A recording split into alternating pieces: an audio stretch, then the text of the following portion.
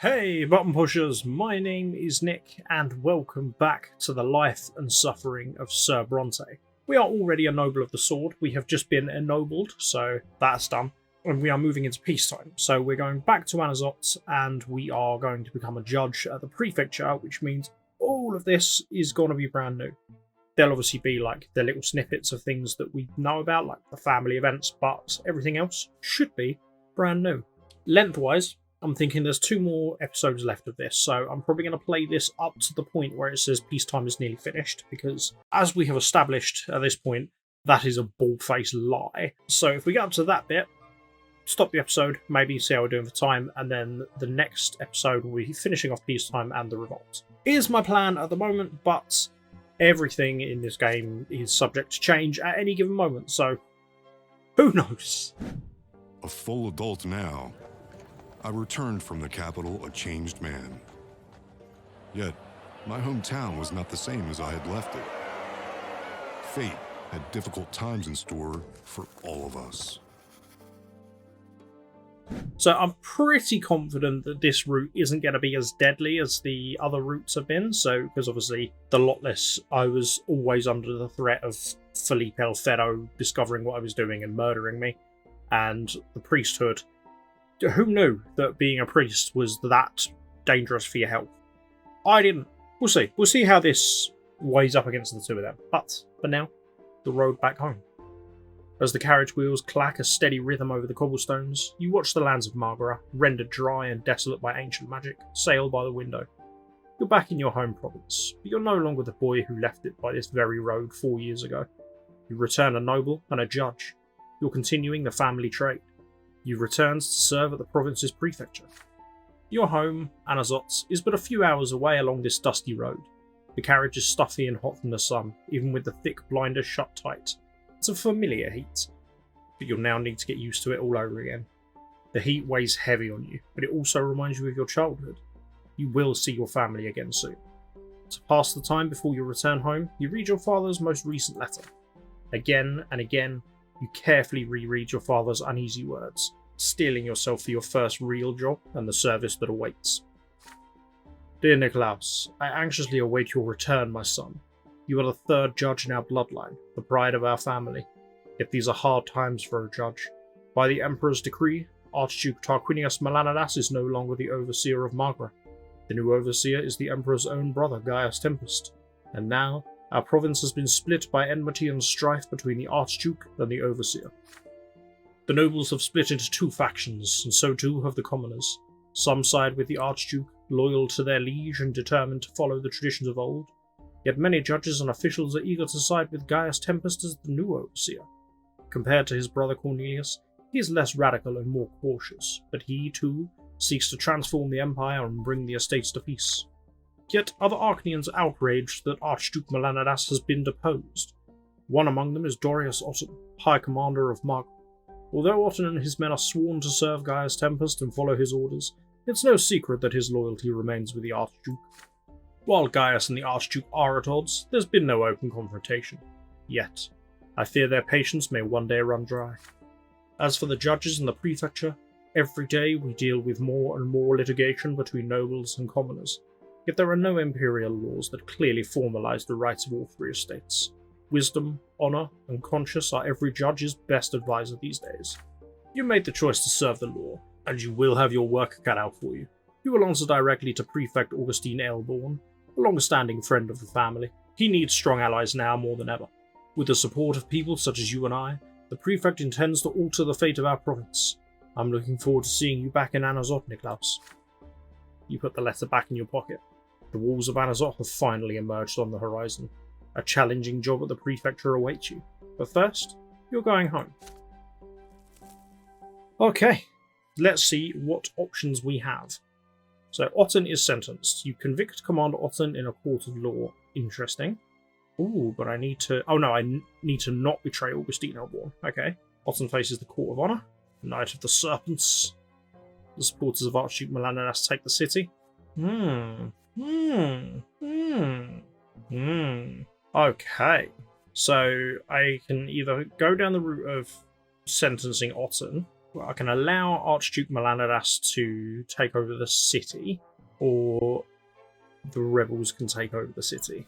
Interesting. Very, very interesting. So I think I'll go for the top one. I'll go for Otton is sentenced, because I don't really like Otton. He's a bit of a shit. So I'm just going to write this down.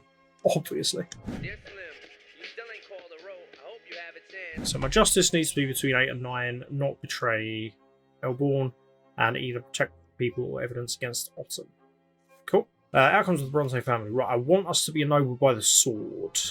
Cool, because yeah, I want to become heir of the family as well, so I need to be ennobled by the sword for that. Okay, so for that I need a reputation above 8, or 8 or above, wealth 5 or above, unity 3 or above, which is, and I need to not be branded by dishonor or family in ruin, so that's cool. And then to become heir of the family, I need to become ennobled by the sword and somehow make Stefan no longer the heir. Ooh, okay. And if I get the family reputation up to 10, I'll get a glorious bloodline. Interesting. Right, okay, so protect the people, protect the common folk. Ah, I can still join Latari. Interesting. So I have a game plan.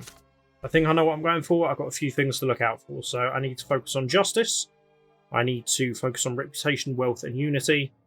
I need to not betray Elborn, and I need to be the protector of the people or gather evidence against it. That is my game plan. Is it going to work? Probably not. It's taking its sweet time to load as well, that's a concern. Homecoming. The carriage stops. The familiar gates. Your bedroom window. The same one you used to climb out of at night from time to time. The well-tended garden with its imported soil. Delightful greenery. And mother's beloved violet irises. The porch you used to jump off when you were little. You are home. You touch the handle of the front door and halt for a moment. It's been 4 years since you left for a turn-up, but it feels like only yesterday. The air inside is cool, as usual. Father can't stand a stuffy room and insists on constantly airing out the house. You hear hurried footsteps coming from the direction of Father's study. Before you have time to take off your travelling cloak, you're crushed in Stefan's strong embrace. Your brother has grown taller and more broad-shouldered. When he detaches himself from you, you notice how harsh his features have become. He looks even more like grandfather now. You've grown so much over the past 4 years, Niklaus. Just look at you. You left the low-born boy, but you've come back Sir Brante. I'm so glad you've joined us in the nobler state. You respond by giving your brother a wrapped gift. Stefan unwraps it carefully. When he sees the sword, a boyish smile appears on his stern face. It's beautiful. What a wonderful gift, brother. Maybe I should start a collection. What do you think? Oh, there's no hurry, Stefan. Now let me have a look at the prefecture's newest judge. Father approaches you, his hand extended. You shake it and wrap your arms around him. Father looks older. His back's hunched and he squints. There are deep lines around his mouth and silver threads in his dark hair and mustache. Taking a step back, Father examines you from head to toe.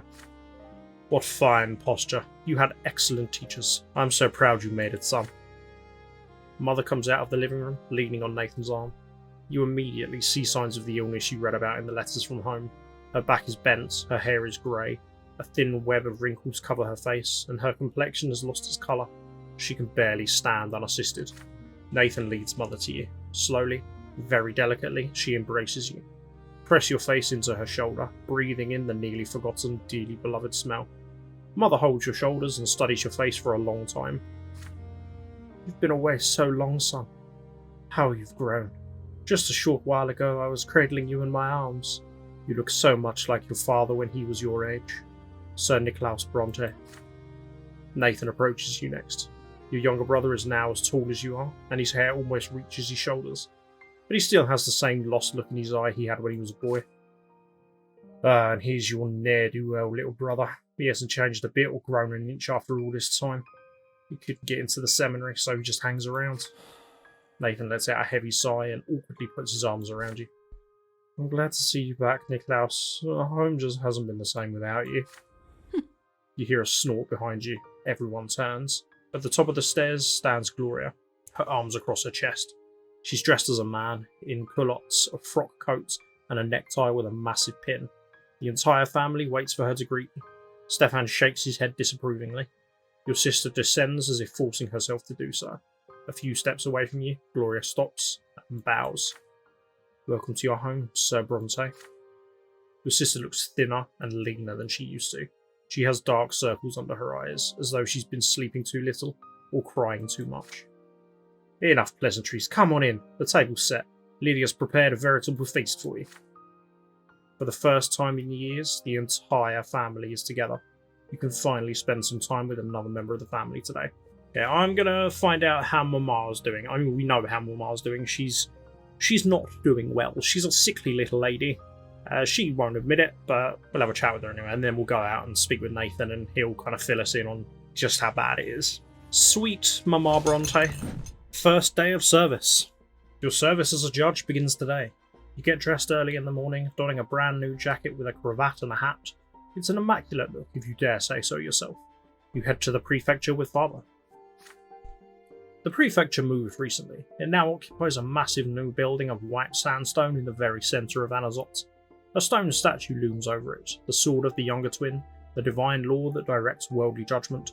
All legal disputes in the province are to be resolved here. You and Father walk up the marble stairs past the commoners, merchants, and lesser nobles, all petitioners and litigants, huddled by the pillar. Well now, my son, here you shall begin your service to the Empire in the midst of the great struggle I told you about. If you don't mind a little advice, you will serve under Sir Elborn. Follow my example and stay close to your superior. He is a human of great worth, and practically your relative. This is true. You walk past the courtroom and up to the second floor, where judges work in their offices and receive petitioners. The corridors are many and narrow, filled with the smell of old papers and the sounds of muffled, mumbling voices, and secretaries and gendarmes running to and fro. Father guides you down a corridor that ends with the door to Sir Elborn's office. Niklaus, it's time for you to stand before the prefect. Remember the friendship between our families.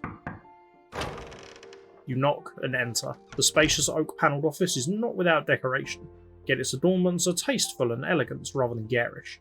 The flag of Margaret bearing the silver tree hangs on the wall. Behind an imposing desk sits Baron Augustine Elborn, surrounded by papers. His face wears a focused expression you recall from his visits in the past, although it's more wrinkled than you remember. He looks up, and his face comes to life. He rises and extends a hand to you. Why, young Niklaus Brante, what a pleasure it is to see you again. I see your years at the capital have turned you into a stately young man. I was told you proved yourself quite capable at the college. The city of Anazot needs worthy judges who know their craft now more than ever. Allow me to welcome you into service for the good of the Empire. I'm sure you already know the basics of judicial work. Serving at the prefecture, however, takes more than finding your way through our laws. Although they are quite labyrinthine and contradictory, there's no denying that. Anywhere you look in our province, you will see friction between the estates. Old noble blood, new nobles, rich commoners, poor commoners, they all have their legal disputes. And we judges work here to make sure this pot never boils over. If we're too eager to follow the traditions of old and bow to noble privilege, the common estate will grow desperate and lose all hope for freedom. But if we openly side with the commoners, the noble's ire will be quick to find us. And so, Judge Brante, I ask you to be wary and wise. Peace hangs by a thread in this province. Carefully consider every decision you make at court before rendering your verdict. But first, you need to get accustomed to your new position. You shall begin at once. The prefecture has already assigned you a number of legal proceedings to review and judge. Your office is ready and waiting for you, Sir Brante. The instructions are over. The work begins. You recognise your new office by the brass plate on the door reading Sir Niklaus Brante, Judge. You find it rather cramped on the inside, yet still reasonably comfortable. The sturdy desk has all the stationery you could need. Behind the desk is a large chair of carved wood, and in front of it are several smaller chairs for petitioners. Heavy curtains hang over the window, worthy opponents for the morning lights trying to shine through. There are papers on the desk already, including instructions, orders, rulings, and all sorts of other prefecture paperwork. You're about to begin when you hear a sudden knock on the door. The source of the disturbance turns out to be a stout, smartly dressed noble. He greets you with an elegant bow you would not have expected from a sizable individual. Carlo Fockegraven. Sir Brante, congratulations on your first day of service. Allow me to introduce myself, Judge Carlo Fockegraven, a humble servant of the law like yourself. It's my hope that we will become fast friends. I don't trust him. And now, if I may, a word of warning to help your work progress smoothly, as a token of our future friendship. I'm aware that Sir Elborn is your immediate superior. As a loyal servant of the Empire, you will, of course, take his word and your guide. Yet, there's no reason to neglect all the other judges in the prefecture, all of whom are noble men of great worth. Their guidance will most certainly aid you as a judge. It will be my pleasure, Sir Brante, to facilitate your introduction to the noble judges of the prefecture as soon as possible. I see glory in your future service to the Empire, yet it certainly cannot hurt to receive reassurance and support when you might need it most. I shall not detain you any longer, but if you wish to make some valuable connections, my office is right across from your own. Another elegant bow from Judge Folkgraven, and the door closes. You're alone at your desk once again. The scorching sun is rising over the province behind the window. Today is an important day. The day when you're to take the first steps in your new profession. What will you focus on today? So, prepare to deal with my first cases, which increases my willpower and ups Augustine. Get acquainted with the judges, ups my career, minuses justice, which is a no bueno, because justice needs to go up. Ask father for advice, which ups my justice and kills my career a little bit. But does improve my diplomacy as well. So I'm thinking I might do that. I'm just going to consult the Destiny page quickly. Yeah, there's nothing in there, so that gives me cause for concern, so I'm going to ask father for advice. You go to father to get an inside look at prefecture affairs and see where he stands himself. I'll follow his example. He's been doing it a while. For a while, you busy yourself with paperwork and upcoming cases, until you remember that father's office is right next to yours. He used to help you master the intricacies of Imperial law at school. Perhaps you could benefit from his experience and guidance now. You shift the case folders aside and walk out of your office. Your father is in his office, standing at the window with a deeply pensive look. The subject of his thoughts is in his hand, a letter bearing the Archduke's seal. He turns around and pats you on the shoulder, then asks you about your meeting with Sir Elborn. A few moments later, you ask him to give you some advice and fill you in on the situation at the prefecture. My son, you'd best be wary for now. Sir Elborn will be watching you closely, but this is certainly understandable. The prefect's views have made his position rather tenuous. Only a handful of judges of the prefecture have sided with him fully, and I am one of them. Yet even I would not dare to draw the ire of those above us and risk our family's welfare. When a noble and a commoner clash in the courtroom these days, the court almost always sides with the noble, no matter the circumstances. Even if the commoner is wealthy, the courts are not on his side. The judges rely upon the rule of law, if, and only if, both parties hail from the common estate. Sir Elborn aims to change this, little by little. He is eager to ensure that Imperial law applies to all three estates in equal measure, but there are many who oppose him, from Archduke Melanidas and his loyal commander Otton to our fellow judges. Right now, Sir Elborn enjoys the backing of Gaius Tempest, but the Imperial Overseer may abandon him at any moment. So here is my word of advice to you. Be careful. Help Sir Elborn bring the nobles under Imperial law, but do not draw the ire of the other judges. Remember, more than just your career depends upon your verdicts. Even a single careless judgment may be enough to bring our family into disfavour. It was wise of you to ask for my advice before rendering verdicts of your own. I'm sure you will be able to tackle any issues you might encounter. After all, we have prepared you for this ever since you were a child. Your discussion continues. Father shares his own experience of carefully siding with the common estate whenever possible, while properly respecting the privileges of nobility. Even a partial victory in such legal disputes comes as a great surprise to any commoner. Soon, the vermilion rays of the setting sun fill Father's office. Your workday has come to an end. As you walk through the corridors with Father, you see the other judges watching you closely. There's a knowing look about them. Sir Folkgraven, your new acquaintance, is one of those judges. Sir Brante Sr., Sir Brante Jr., good evening to you. It's a joy to see a son following in his father's footsteps, both in and out of the courtroom, I assume. I still believe you would do well to take me up on my offer. A grown man needn't cling to his father's coattails. Although the decision is yours, of course. Folkgraven follows this with a courteous farewell and a nod. Father nods to him reservedly, keeping his emotions perfectly in check. Your first day at the prefecture has ended. A carriage is waiting outside to take you both back home. I don't want my career to get down to 0. Because even though there's no destiny that's triggered if it gets to 0, it's just a bad look, isn't it? Oh, my game's crashed. Why did the game crash? There we go. Began service at the prefecture. You started your service at the prefecture of Margaret. Reception at the Brante residence, so we are throwing a party. And I believe there's going to be a brand new option that we can do this time. So, what are we going to do in the midst of the party? I can either share the news from the capital, which increases my reputation, diplomacy, and manipulation, and Stefan's relation, which we've done before.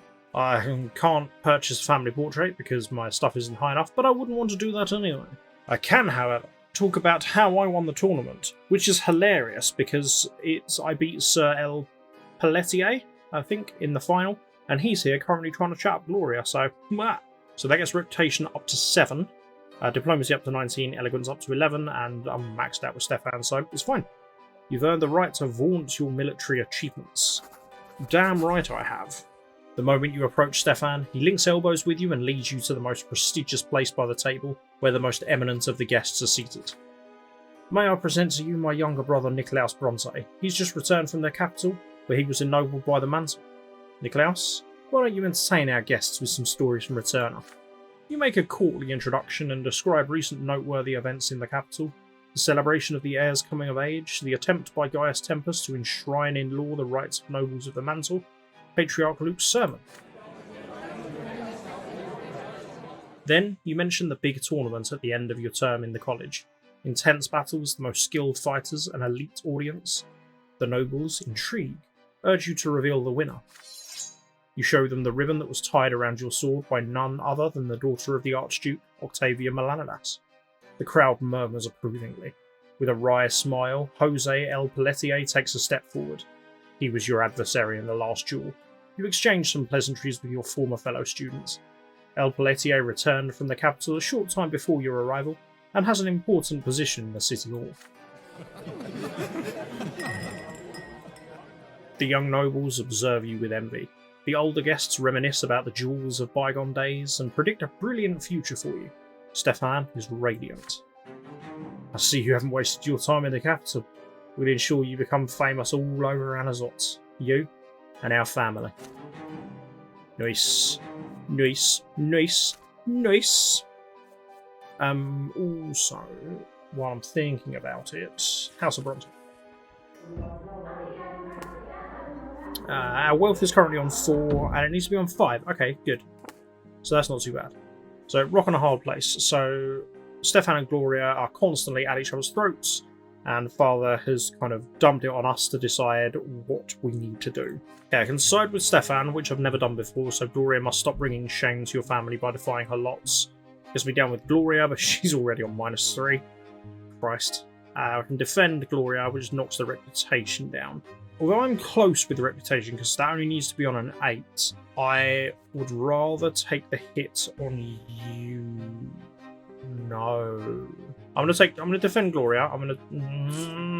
I'm a side with Stefan. It's fine. It's fine. I do need to be careful on Unity though, because of Mama. You sternly reprimand Gloria. Your sister has forgotten her lot. She's ungrateful to the family she owes everything to. The Brontes gave her shelter, security, and a place in the world. Why does she insist on destroying it with her own hands? Gloria flushes with indignation. I mean, these are valid points I'm making. So does respecting my family mean spending my life sitting quietly in a corner? Is that what you're saying, brother?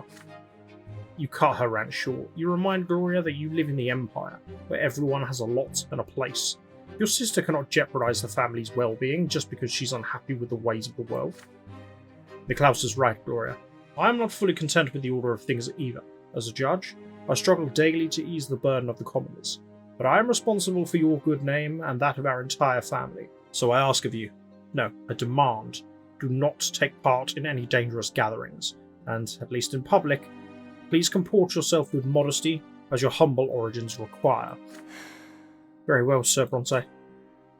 With these quiet words, Gloria, dispirited, retreats to her room. She doesn't even glance at you. Your father sighs heavily as he watches her go. At last, she listens.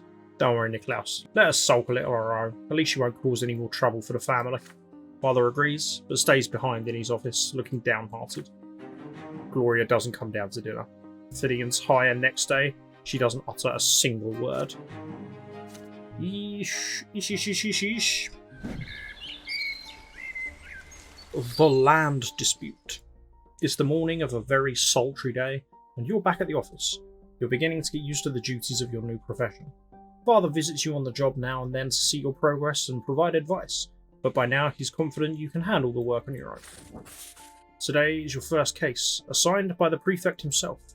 From the comfort of your chair, you go through the facts and circumstances of the case. The matter seems simple at first, seeking some desperately needed financial gain. A noble from the less than wealthy Elavila family rented out a sizable portion of his estate to a well-off commoner by the name of Vassal Young. All the rent payments are in order, and there is plenty of time left before the lease is set to expire.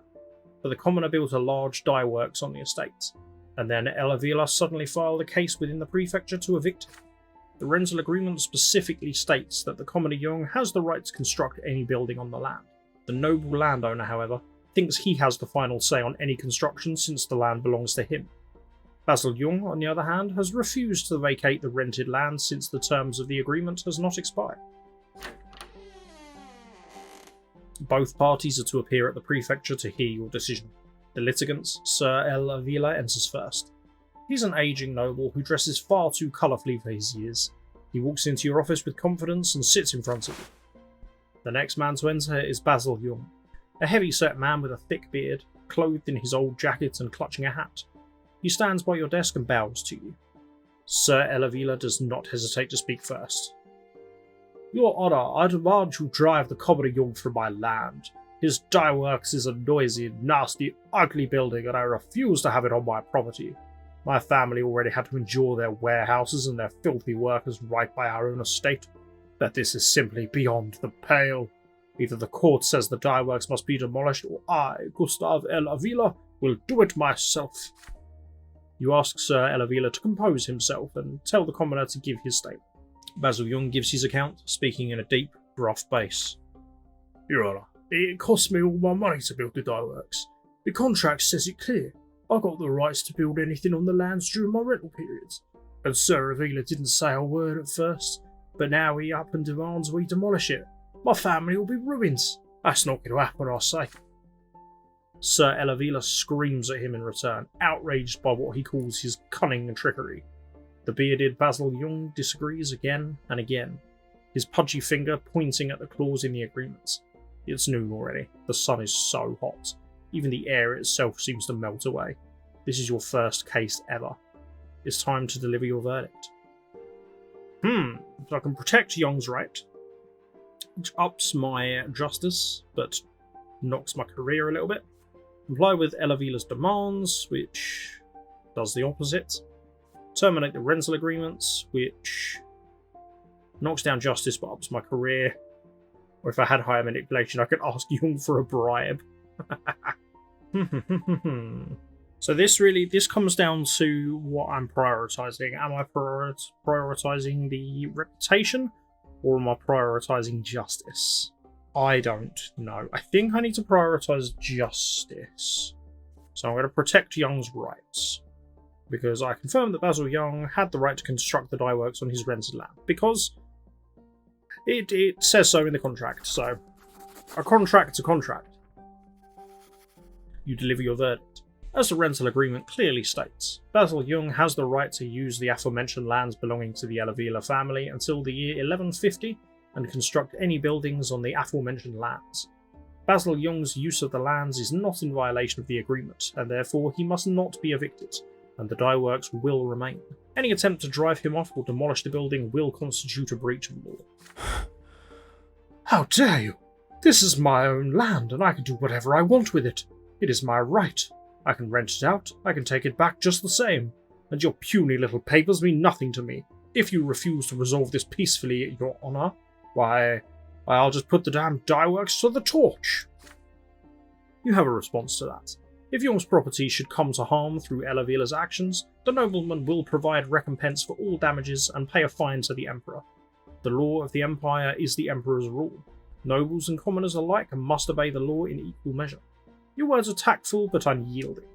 The nobleman has no chance. His face pale with rage, Sir Elavila spits out a goodbye through clenched teeth and walks away.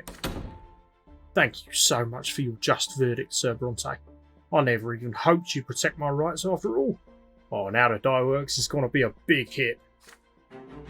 The other judges soon learn of your verdict. With your very first case, you've caused quite a stir in the prefecture. Most judges wouldn't have even deigned to hear the commoner's statements. Yet, you defied noble privilege and enforced a lawful agreement between a nobleman, an ill omen for the other nobles. Meh. Okay, I need to be real careful of my career now, though.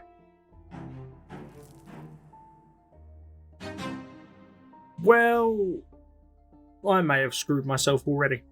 Chutes and Ladders.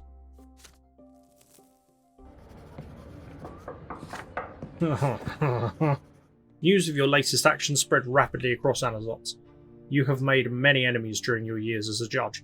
I've literally had one case, and I'm already in this position. And now is their chance to strike. Your career is hanging by a thread. You have to fight off accusations, denouncements, and slander just to retain your position. A quiet knock on the door interrupts your musing. The imposing figure of Judge Carlo Fockengraben solemnly floats into your office. Oh, we hardly ever see each other these days, Brante. I have decided to pay you a visit, with the most cordial of intentions, of course. I've been hearing everywhere that things are not going so well for you, so I ask myself the question, how could a man of your talents quarrel with almost all of Anazot high society? I'm sure you are simply misguided, but worry not. I will show you the way. Many judges see you as a threat. They think that your daring rulings are putting the entire prefecture in danger. Let's examine your latest case, for instance. Its outcome enraged all the nobility of the city. But I know you aren't what they say you are. The others need to know how much you care for your colleagues and our institution. Take my advice, Nikolaus. Don't forget that it's the judge's job to maintain law and order among the estates, not to destroy it. Admit your error and reconsider at least some of your past decisions in favour of the nobility. Do this, and I assure you, society will come to see you as a respectable nobleman and a wise judge once again. Do not emulate our prefect. You know that I hold Elborn in the highest esteem, that between you and me, he's on the edge of a precipice, and he's dragging you down with him. Promise me you'll think about what I've said, Brante. I'm only concerned about your well-being. I care about the career of a promising judge like you. Fockengraben takes a bow and leaves as silently as he came in. You reread your latest cases, lost in thought. This is what's turned high society against you. Your enemy's schemes are preventing you from continuing your work. You need to find a way out of this situation. So ask Father for help. It knocks down reputation but does increase career. Annul my decisions, or I am not taking a -3 hit on justice. Now, I'm going to ask Father for help. Your father can help you deal with the problems you're having at work. Man, one bad decision. It's all it takes. You walk swiftly to your father's office. No matter what happens, he'll always come to your aid. The conversation begins awkwardly. You tell him about your latest rulings, the enemies you've made, and the pressure from Fockengraben and those like him. Will he help you out of your difficulty? Having carefully listened to your account, Father frowns. You are in dire straits indeed. You know that I will always be on your side, but now you've gone too far. It's my fault too, Nikolaus. It's time we got you out of this mess. Our family has still managed to build a reputation over the past few years. I'll arrange meetings with some important noblemen and plead your case. Like predatory beasts, they will smell our vulnerability. As soon as you ask for a favour, you become not only a debtor, but also a prospective victim. But we have no choice, otherwise you will lose your position as judge. But promise me, son, that from now on you will be more cautious and refrain from making more enemies for our family. You assure Father that you will do your utmost. Then you awkwardly thank him for his help. He pats you on the shoulder in response and picks up his quill pen. Letters, entreaties, and humiliating visits await him. Oh dear. Oh dear. Okay, so need to not let that drop down to 2. Son of a bitch. A gift for the family. So we have been sent a box of diamonds and rubies from Archduke Melanidas, who's trying to curry our favour, but we are of the overseer belief in this household. Thank you very much. Okay. That knocks down unity, so no. We give the jewels to prominent nobles as gifts, because that bumps our reputation up to 2. Up by 2, sorry. So it puts us up to 8, which is real good. Diplomacy, scheming. Diplomacy's maxed out anyway, scheming, that's good. Yeah, let's do it. I am growing increasingly concerned about unity, but you agree with Stefan. A gift from the Archduke is not to be refused. It would be better to use it for more important goals, obtaining the nobility of the sword. You and Stefan will determine when, how, and to whom the gifts will be given. I'm inclined towards the same solution. Let it be so. I'll send the note to the Archduke expressing our humblest gratitude, but I'll point out that I don't mean to change sides.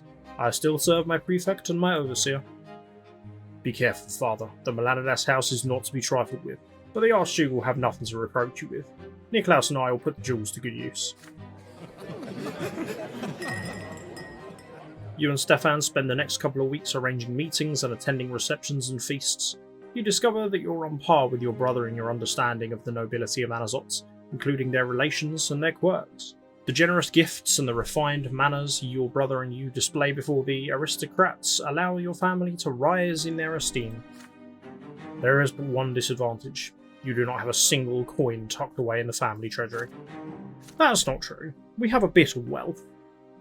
We're not quite destitute yet. Thank you very much. The power of the law. You have just completed your first year of service at the prefecture. Several days after your second year begins, there's a knock on the door. You look up from your paperwork and tell the visitor to come in. Sir Elborn's secretary slips inside quietly. The prefect has an important matter to discuss with you in his office. Augustine Elborn looks weary and aged, but he greets you with his usual characteristic warmth.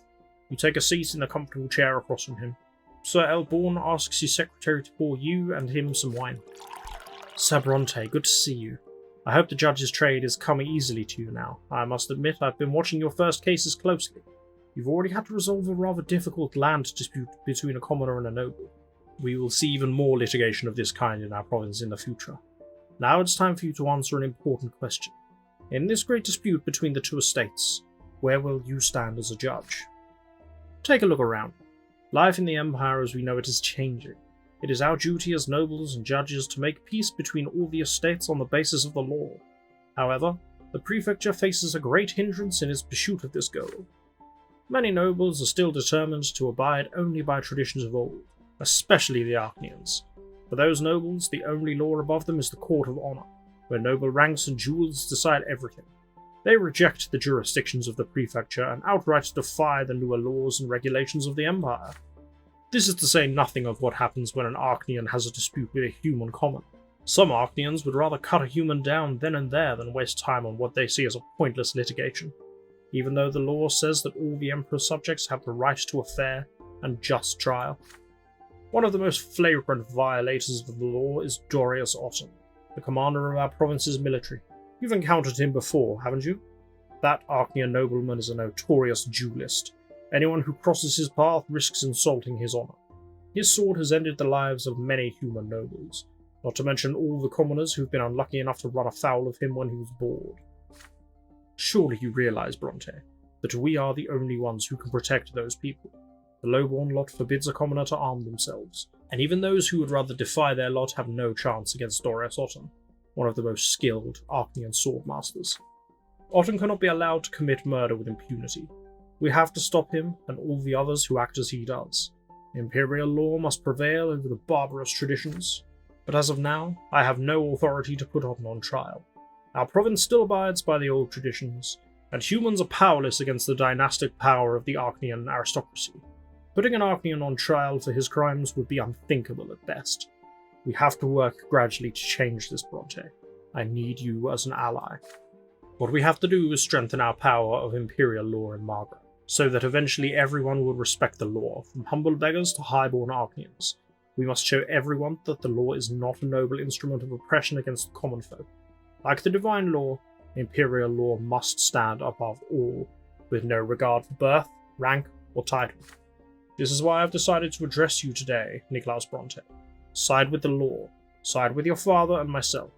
Side with justice in every case always, no matter who stands trial before you, be they lowly commoner or noble elite.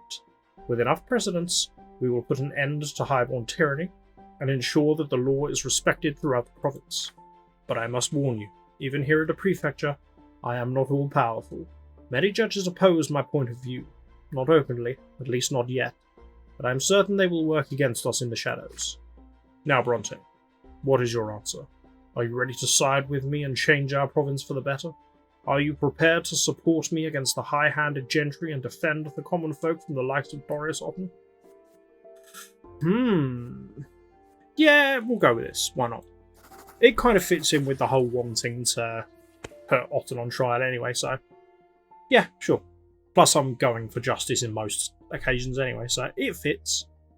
You nod energetically, determined to support Elborn and bring nobles and Arcnians under the rule of imperial law. You realise the risks, but for the future of the Empire and its subjects, you're willing to face them. You seal the promise with a handshake. The prefect leans back in his chair and points at the glasses full of wine. I never doubted you, Brante. With your potential and youthful zeal, nothing will stop us. And now, a toast to the triumph of law in Magra. Your glasses clink melodically. The prefect takes a sip and then puts the glass down to instruct you further. Remember to be cautious. Between the powerful nobles and many other judges of the prefecture, there will be no shortage of enemies on this path. There will be times when I will be unable to help you. My own position is too unstable as it is, so please do not draw too much of their ire. Letting their wrath reach you is the last thing I want. Last but not least, we mustn't be hasty. If we move too fast and enforce the law against the nobles too soon, they might take up their swords as they have before. We have to prevent an uprising and avert bloodshed. At all times, be just, but also wise and alert. I'm glad to see you on the side of justice. I'm counting on you, and you can count on me in return. Niklaus Brante, may luck be with you in service to the Empire. You return to your office, your desk covered with endless paperwork as always. At first glance, nothing has changed, but now you realise the great and important cause working quietly behind your daily grind. Deep in thought, you sit at the desk once again. What fate awaits you in the service to this cause? Okay. So we've got a direction we're heading in. Which means we're almost certainly going to end up in the side of the revolution come revolt time. Which is okay. You gave Elborn a promise to support him in his fight against the tyranny of the nobility. Yeah!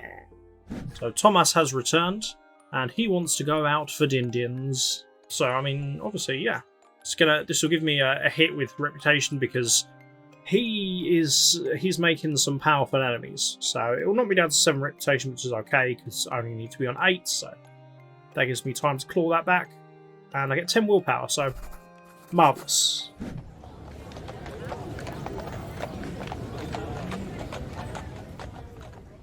The newspaper case. Your first year at the prefecture has come to an end. You're not a young student anymore. You know now that a judge's trade means so much more than knowing the law and carrying it out. Resolving a litigation of any importance requires striking a balance between the code of law, high society's opinion, and the whims of the provincial powers that be. Your second year is beginning, and it feels much tougher already. Trampled by the nobles, the commoners seek help, and so they turn to the law. They turn to you. A carriage takes you through the silver district of Anazot. It's early morning, and you've just received the letter bearing the seal of the city hall. Remy L. Verman, the magistrate of Magra himself, wishes to see you at once. The mere sight of the magistrate's invitation is enough to make you scowl. This is no doubt about your newest case regarding the Quorum Gazette, which may spell trouble for everyone involved. A provincial legislature, the Lesser Quorum governs the volume and distribution of taxes in Magra. After a new law created by the Emperor's own brother Cornelius Temperust several years ago, commoners of considerable wealth were granted representation of the Quorum on par with the nobility, thus forming the Lesser Quorum. Now the representatives of the lowly estates have founded a newspaper of their own, and the Quorum Gazette, distributed all across Anazot, fervently argues for commoners' rights in provincial governments. The man behind the newspaper is Mayor Egmont, a well-off industrialist and owner of several silver mines. It was his article and his demands that brought about this litigation. You take out a newspaper and read Egmont's article printed within. It addresses Imperial Overseer Gaius Tempest directly. We demand that Sir Overseer Gaius Tempest cease his habitual disregard for our meetings.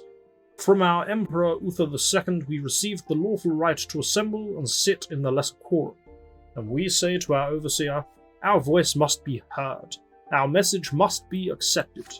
The carriage stops in a square by the luxurious building. This is the City Hall, where Imperial officials manage all domestic and economic matters of Anazot. You're escorted up a long, winding staircase to the door of the magistrate's office. You now stand before Remy Elver. The magistrate maintains a haughty bearing in spite of his venerable age. His face bears the sharp, proud features so common among the old aristocracy. Ah, yes, Sir George. You are here from the Brante family, I believe. I appreciate your prompt arrival. I'd rather not waste your time and get right down to business. The matter for which I called you here is indeed quite urgent. You're judging a case against that newspaper by the lesser quorum, are you not? I've had a torrent of complaints against it from the most venerable members of the quorum. They say Mayor Egmont has insulted Gaius Tempest, our overseer, and an Archnean from the Emperor's own great dynasty.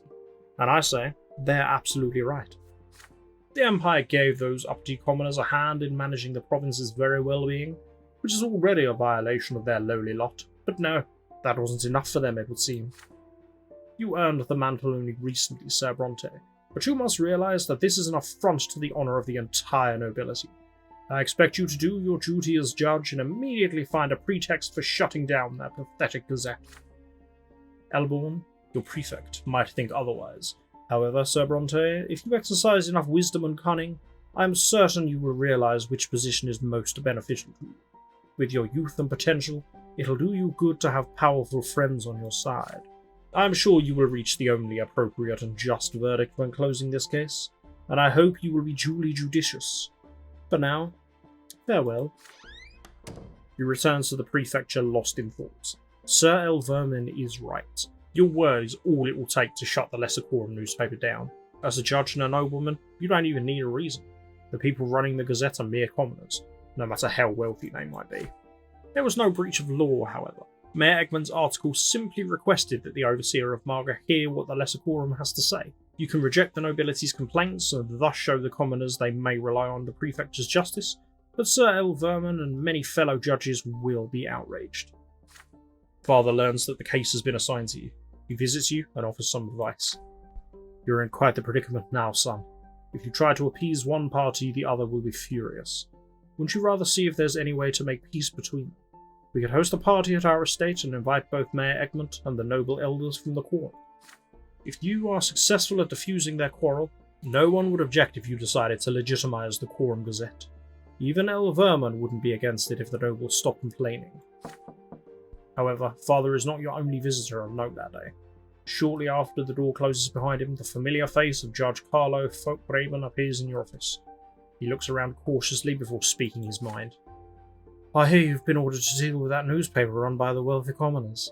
It's a complicated case indeed, if you ask me. Work like that deserves to be rewarded. Why not make the most of it? You're quite close with Prefect Elborn, are you not? Almost related, as it were. What if you were to shut down the paper and seize their printing press? All it would take is Sir Prefect's signature, and my friends among the Quorum nobles, why, they could use a gazette of their own. I would be delighted to help you put that printing press in good hands. Just think of it. You would shut down a subversive periodical and help our esteemed nobles spread their message, all while earning a lucrative reward for your efforts. It's quite a coup, really. Everyone wins. Do think on it, Brante. He leaves, and you're left alone in your office to deliberate. If you decide to shut down the Gazette, how far should you go? And if you choose to legitimise the periodical, how will you go about it? Okay, so I can't seize it, because my scheming is not high enough. I only gets my wealth and reputation up by once as well. That's stupid. Okay, it's now looking increasingly like I'm not going to get all of the things I want in one playthrough. I will become the heir of the family and ennobled by the sword, god damn it, but it might not be in this playthrough. By the looks of it, because my wealth is about to take a hit. You host a party to help Egmont and the Quorum nobles make peace. This allows you to legitimise the Quorum Gazette, which bumps my justice and career up, knocks my wealth down and my willpower, but I head towards the Protector of the People destiny, which is what I need. You spend several days scheduling audiences, exchanging greetings, and presenting invitations to the senior nobles of Anazot. You have to pull all the strings you have and muster all your knowledge of Anazot high society, to say nothing of the family funds you spend throwing a suitable party for such esteemed guests. After much effort, both the nobles and the commoners from the Lesser Quorum have gathered together at your family estate at last. Mayor Egmont, owner of the Quorum Gazette, has accepted your invitation as well. The nobles are clearly vexed at having to tolerate the commoners' presence, yet they maintain the decorum that etiquette demands. You tactfully take advantage of the situation to begin a negotiation. You inform the esteemed gathering that you are the judge handling the case of the Quorum Gazette. In your opinion, a periodical for the legislature is a most useful initiative, but only if the entirety of the Lesser Quorum shows support for the Quorum Gazette, and only if the Gazette represents the opinions of all its members, including commoners and nobles alike. Your words are met with a flurry of resentment, shouting, disputing voices. People start to argue. Sometime later, the Gazette owner, Mayor Egmont, takes his turn to speak. He looks almost like a nobleman. Egmont is well groomed and wears expensive clothing that only a wealthy industrialist could afford. Nevertheless, his rough manner of speaking and boorish posture betray his humble origins. I do say there's some truth in what you're saying, Sir Brante. We did begin the Gazette without asking the noble sirs for their opinion. Still, if they let us have our articles printed, I suppose I'll agree to publish their opinions as well. This leads to another fervent debate. Some nobles reject sharing a periodical with the lowborn, while the more obstinate commoners of the Quorum insist they already have their right to publish the Gazette on their own. It takes you no small amount of time and negotiation to bring both sides to an agreement. It's settled then. As the owner of the Quorum Gazette, I pronounce it the official and legitimate newspaper of the Lesser Quorum, and the noble sirs are invited to publish their articles on the state of affairs in our province. Industrialists and merchants surround you and shower you with praise as a skilled negotiator. Tonight, you defended more than a newspaper. You stood up for the entire common estate of the province. Father keeps his distance for most of the party, but once matters are settled, he pats you on the shoulder. Excellent work, son. You chose the path of justice while staying on the good side with the powerful nobility. Even Magistrate El Vermin won't hold this against you. Your career at the prefecture will surely flourish. Let's just hope your notoriety as a protector of the common folk won't harm you in the future.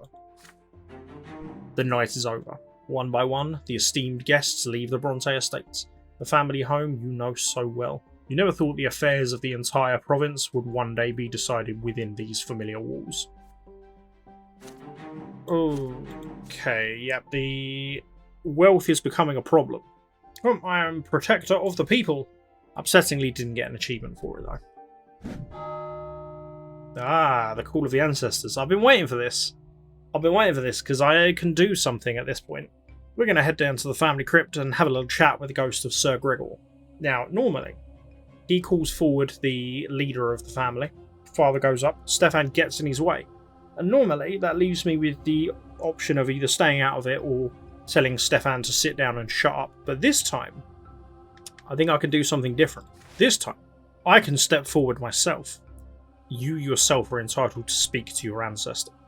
So, I can't possibly be higher with Gregor, but it is going to knock me down with Stefan and Roberts. And it's going to take my willpower down. Yeah. Or do I side with Father? Oh, I do want to do this. I might just have to do this on like a mop-up playthrough. Because I want to see what happens, but it doesn't get me any destiny. So, side with Father, because I need the unity. So I will side with Father, basically do what I've done before and tell Stefan to sit down and shut up. The Vassal and the Lord. It's another day at the prefecture. A secretary peeks into your office with a message from the prefect. There's a new case he wishes you to handle. You put away your quill and walk to Sir Elborn's office. To your surprise, he happens to have another visitor already. There's a graceful figure sitting across from your immediate superior. None other than Octavia Melanidas. After all these times you've met her in the capital, you expected the Archduke's daughter to be brilliantly, lavishly dressed. Her appearance today is modest and formal, with a high-necked dress and a strict bun. However, her demure attire only serves to emphasise her role as a distinguished visitor of the prefecture. You bow to the prefect and the noble Arknian lady. Octavia offers you a curt greeting, then returns to the conversation you have interrupted. This matter can brook no delay, Baron Elborn. The young judge may well wait outside. Nonetheless, Sir Elborn insists that you come in and take a seat. Worry not, Brante, you aren't interrupting us at all. Lady Melanidas, I was scheduled to meet with Sir Brante at this very hour. I regret to inform you that your visit was perhaps somewhat unfortunately timed. Octavia rises from the soft, high-backed chair. The young Arknian lady now stands tall, elegant, and indignant. You are out of line, Sir Elborn. Archduke Melanidas has graced you with a representative from his dynasty, and you will listen to what I have to say this instant. The Archduke has expressed concern over your manner of governance at the prefecture. You have always been headstrong and eager to infringe upon the freedoms of your own noble estate, but now it appears you find it acceptable to conduct proceedings against our own loyal subjects. Our dynasty has already seen many loyal nobles of the sword arrested or faced with punishment in court. Where will this lead? Do you mean to enforce your lowly laws against us Arknians? Do not forget that those laws were written to keep lowborn humans in check. Our lives have always been governed by noble honour and tradition, as well as the blood tide that is our heritage. Our only justice is the court of honour. The only rule above us is that of our sovereign the Emperor and the twins. Our only duty is to our kin and our forefathers. My ancestor Shah Melanidas himself granted the boon of nobility to you humans. It would be most unwise to make me regret this decision of old. In the name of Archduke Melanidas, I demand you end any and all proceedings against our subjects at once. Sir Elborn acknowledges Lady Octavia's vehement speech with a calm smile, and nothing else. He shows no trepidation, no tremor, nor fear, even though the lady across from him represents one of the Empire's mightiest dynasties. Lady Melanidas, the twins have graced the blessed Arknian lineage with a boon of long life, yet the world can be quick to change at times. The laws of the Empire now govern the nobles of the mantle, and even the nobles of the sword, along with the common estate. This particular change is not as recent as it may seem. The laws of the Empire are the decrees of the Emperor himself, the twins' chosen supreme sovereign. His laws are his will, which is, as you said yourself, the only rule above us, and that means all of us, from a highborn Arknian to the lowliest commoner. Presently, the Emperor's representative in our province is Overseer Gaius Tempest. Like this prefecture in its entirety, I am simply obeying the Overseer's will and the laws of the Empire. Then pray tell me, Baron Elborn, who is your own sovereign and protector? He is none other than my father, Archduke Melanidas. You swore him an oath of fealty and vassalage. It is your duty to follow his word and will. Or do you wish for the Archduke himself to address you directly? I tell you, cease this harassment of our loyal noble subjects at once. I will not leave until this order is carried out. Why, Lady Melanidas, I am afraid this is quite impossible.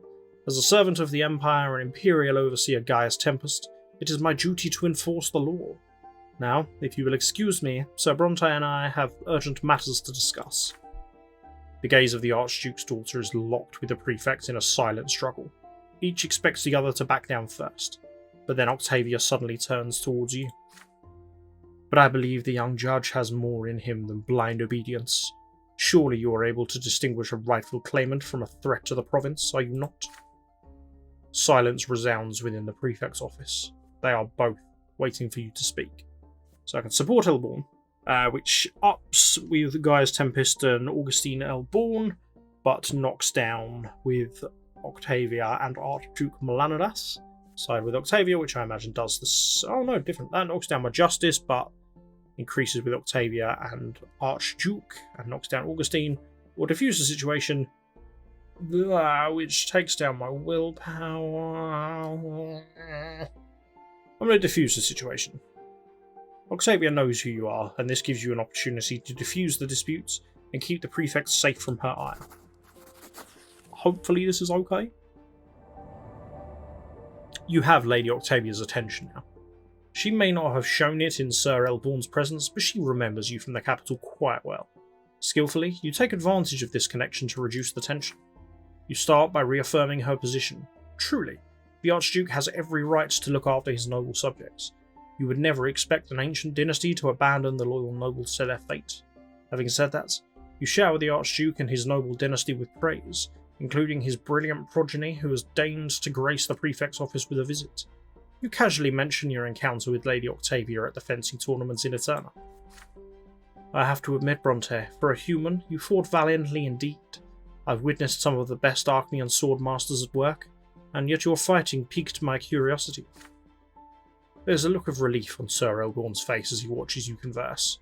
Still, you return to Octavia's demands. After all, she did not come here for small talk. The Archduke's words carry great weight, but sadly, Sir Elborn has no power to decide the matter. After all, he's but a humble servant of the Emperor. Perhaps it would be more prudent to take this matter to the Emperor's overseer, Gaius Tempest, who's also an Archnean of noble lineage. Just like a moment ago, Octavia winces at the mention of Gaius Tempest. The Emperor's brother took away her noble family's right to represent imperial authority in the province of Margra. Still, the Archnean lady considers your words well before speaking again. To a certain extent, you are right, Niklaus Brante. I cannot help but admit it. We Archneans ought to avoid involving humans in matters of supreme authority. It's still my wish and intention that Sir Elborn present us with an answer, but if he absolutely must learn the will of Gaius Tempest beforehand, then so be it. But do not tarry too long with your answer, or you risk angering my father. Octavia rises elegantly from her seat. Before she leaves the prefect's office, her eyes rest on you for a moment. She bats her eyes charmingly and addresses you with a gentle smile, and then she's gone. Elborn pats you on the shoulder, content with the outcome of the interview. Unbelievable. I never expected you to be acquainted with Octavia Melanidas. My thanks, Brante. You brought me some time. If you hadn't intervened just now, I'd have had to defy the law and end all cases against nobles who serve the Archduke. We'll see what the Overseer says about this now. Archduke Melanidas is testing the prefecture with his daughter. Otherwise, he'd have asked me to visit his palace personally. He's showing caution, which means we still stand strong, at least for now. We will continue our service to the law without regard for the outmoded ways of the past. But I digress. This is higher politics, and the prefecture still has plenty of cases to resolve. Let's get back to work, shall we? With that, Elborn hands you a new case file. You thank the Baron and head back to your office to study it properly. It's time to get back to work. Okay, willpower is a concern. I don't know. Passion. The repercussions of your most recent encounter with the Archduke's daughter Octavia soon manifest themselves. A letter bearing the seal of the great dynasty of Melanidas arrives the next day. Inside the envelope, you find an invitation to Castle Serpenwerda, the Archduke's residence. Visiting the Archduke of Margra himself is a great honour. To decline such an invitation would be an insult of colossal magnitude. You immediately purchase a new doublet in the latest fashion and ask father to lend you a precious family brooch. It depicts the Brante family crest, and the leaves on the oak branch are made of tiny emeralds. Octavia should find it to her liking. Your family can't help but notice your preparations. Mother watches nervously as you make sure everything is ready for the journey. This odd invitation has me worried, my son. Be careful in the Archduke's castle. You're still of low-born origin. Archnean attention spells danger to people like us every time. Remember, do not displease them, or the Melanidases will grind our family into dust. Come early morning, the carriage takes you away from the border walls of Anazot. It takes you a full day to reach Serpenwerda along the dusty, sun-scorched high road. While on the road, you read notes on Archnean traditions and rules of etiquette again and again. To preserve your family's honour, you must make the best possible impression. The provincial powers that be will be watching your every step, and so will Octavia with her cunning grin. Only as the sun is about to set do you manage to spot the dark, colossal shape of Castle Serpenwerda, a towering fortification of jet-black stones spread across a peak looming over the bed of a long-lost river. The carriage climbs the narrow, serpentine road to the castle gates. Soldiers of the Archduke's Guard approach you, and you present them with your invitation. The guards eye you with suspicion, but give the signal to open the gates. You're now inside the walls of the Archduke's castle. You'd expected to see many carriages of other guests beyond the gates, but the courtyard is strangely empty.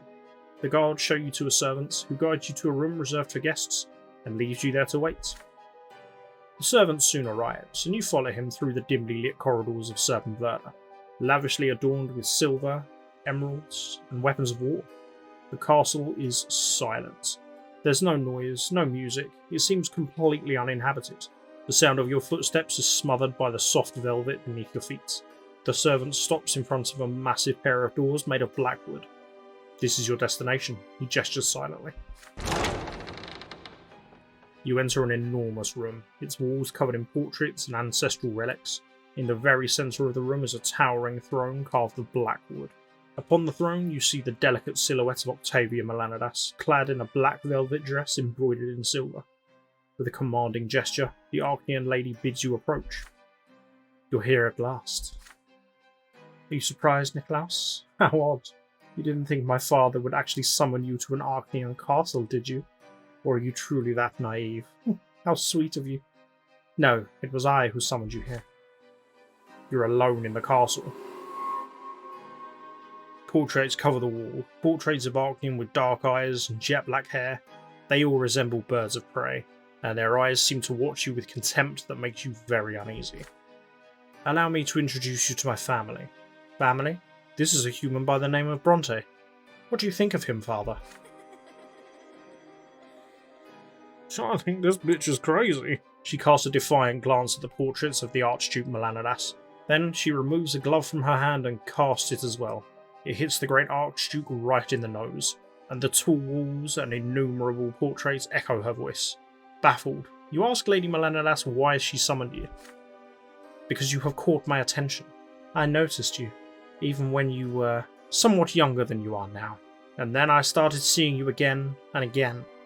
I've caught myself thinking about you quite often, and so I've decided that I wish to possess you. You will become my companion. Other humans will envy you, but no one will dare to cross you. My name will open any door you like. In return, you will satisfy my every whim, and I will do with you as I please. Octavia rises from the throne, the hem of her dress lifting up to reveal her elegant, slender leg. You know the history of this throne, yes? My ancestor, Shah Melanidas, used to sit here during the rebellion of Magra. Can you imagine that?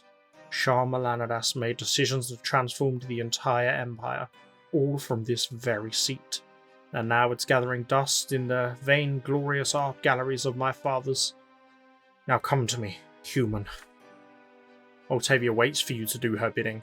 One does not argue with an Archaean. Since the dawn of the Empire, they have taken whatever they wanted. If you refuse Octavia, daughter to the Archduke of Magra, you will insult her greatly. If you submit to this Archaean woman, if you become her plaything, everyone will know you're in good graces of Lady Melanidas herself. As a human, what more could you possibly dream of? You recall your chance encounters with her from the days of your youth to the more recent times. What are your feelings for this exceptional Archaean lady? And what does she truly want from you? If you're willing to enter into a perilous romance with Octavia, perhaps you could do it in your own terms, returning her affections while keeping your honour. Will she defy all the traditions of old for you and recognise you as her equal, even if only in secret? Octavia arches her back on her father's throne and waits for you, her slender hand beckoning you closer. So I can submit to her, which makes her my patron, insist on being treated as equal, which ups me by 2 with her. It does kill my willpower a little bit, but that's okay. I'm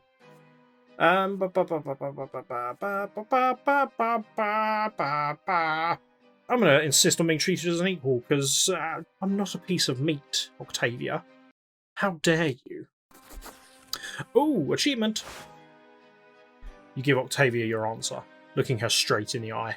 You've been in love with her ever since you were young, enchanted by her beauty and grace. Every chance encounter a treasured memory, and you know this feeling is mutual. To you, there is no greater honour than Lady Octavia's affection.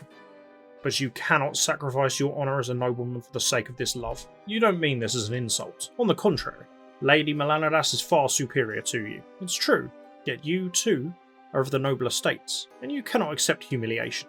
Even if you must face the full extent of the Melanidas ire, you will reciprocate Octavia's affection, not as an obedient plaything, but as a man and a noble. Your impassioned speech ends, and you steel yourself to face her wrath. But to your surprise, Octavia seems lost in thought, her eyes downcast. Nobody denies me. I'm not used to this. You are a remarkable human indeed, Niklaus Brante. I have noticed this ever since we first met. Your words echo in my heart. You do not follow the usual rules. Any other man would have been grovelling at my feet by now.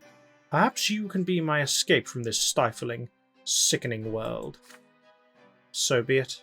I choose a human as my lover. I care little for what the aristocracy of the Twins' Forsaken Province has to say about it. I'll take this as far as I like. But you will be safer if our affairs remain a secret to the world. Now come to me, my sweet human. Ooh. You draw closer to Octavia on the throne. She reaches out for your face, caressing it gently and carefully, as though touching a human for the first time. A moment passes, and suddenly her arms wrap around your neck and her legs lock around your torso as she pulls you closer to her with all her might. You do not resist the Archnean's assault. Her embrace leads you to the throne. So how do you like the seat of the great Shah Melanidas? Just a piece of wood, don't you agree? Uncomfortable too, but luckily it's spacious enough for the two of us. Ooh. Octavia's ravenous lips find yours as her hands free you from your fashionable attire, her entire body shivering with excitement. You caress her skin, tender and azure. You commit her to memory, studying her, trying to understand her. Octavia's eyes are dark as the starless sky, sparkling with delight from your sweet transgression. But why does she seek this pleasure with you? Why would she humiliate her ancestors and her very dynasty by having an affair with a human? My guess would be daddy issues.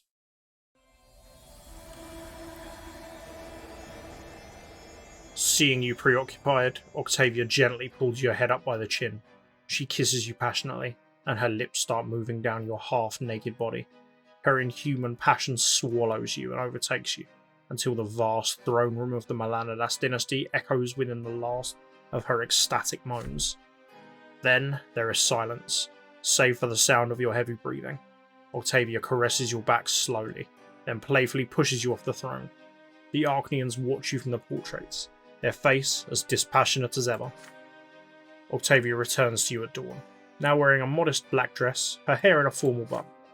It's time for you to leave, Niklaus. The Archduke will return to this castle soon. I will visit Anazov now and again. Several estates there belong to me. We will meet there, safe from prying eyes. You leave Serpenwerda with your head spinning and your heart racing. The day it takes to return to Anazov passes like a single moment.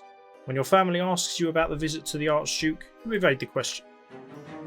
From this day forth, your heart aches sweetly, yearning for Octavia's letters, and when it's time for a brief tryst, the two of you disappear to one of her estates and give in to your secret passion.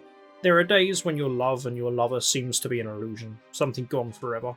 But soon another note arrives, and the affair continues, only to be cut short again for an unknown time.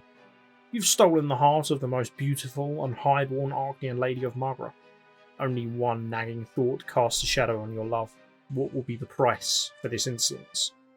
Yeah, I don't see this ending well, and also, Sir Niklaus Brante, he's a bit of a slut. Every different road we've gone down, just having sex with loads of different people. So, Sophia, Jen, Octavia, just all over the place, spreading my dirty, dirty seed. And I'm exhausted. Lady Octavia Melanidas has tuckered me out. Brothers in misery. So Stefan and Nathan have got themselves arrested. Nathan was partaking in loutish behaviour with his loutish friends. Stefan went to drag him out and bring him home, and one of Nathan's friends tried to stop him, and Stefan proceeded to stab him to death, and then they both got arrested and summoned me for assistance. Okay, seeing as I've never been able to use this before, we'll use our authority, which does knock the justice down by 1, but everything else takes down reputation. Yeah, we'll do this. You command the gendarmes to give the nobleman Stefan Brante his sword back at once. He's not broken any law and must be freed. As for Nathan Brante, he will personally cover the damages the inn has sustained. There's no reason to keep the son of a noble family behind bars. But Your Honour, Sir Stefan run the man through right before our eyes. The law says... You glare furiously at the captain. That commoner, a heretic no less, dared to assault a born nobleman and grab his arm. Or does Linard claim to know the law better than Judge Bronte? Remembering his position, the gendarme nods obediently and returns Stefan's confiscated sword. I knew I could count on you, Nicholas. You aren't just my brother after all, but also a nobleman yourself. You know that honour's always paramount. Stefan sheathes his sword reverently as Nathan is let out of the cell. The elder brother takes the younger by the scruff of the neck and pulls him to the door. Nathan staggers and shuffles along limply. You manage to conceal the disgraceful occurrence from all of your relatives, with the exception of Sir Elborn. The prefect is very displeased with your abuse of power, but, needless to say, he doesn't order his nephew Stefan to be returned to his cell. Back home, Stefan starts lecturing Nathan. From now on, there will be no more drinking bouts or other nocturnal exploits. Who are these rogues you befriended anyway? Stop shaming this family. If you're so worthless, at least let others go about their business in peace. Do you understand, you blockhead? Nathan remains silent, staring despondently somewhere above him. Ooh, ba ba ba ba, ba ba ba ba, ba ba ba ba.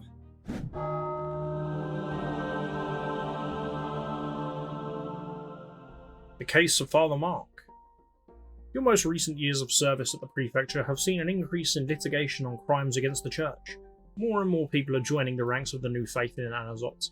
The movement began with destitute beggars who had nothing to lose, but for years now, many well-off commoners and new nobles have been joining the fold.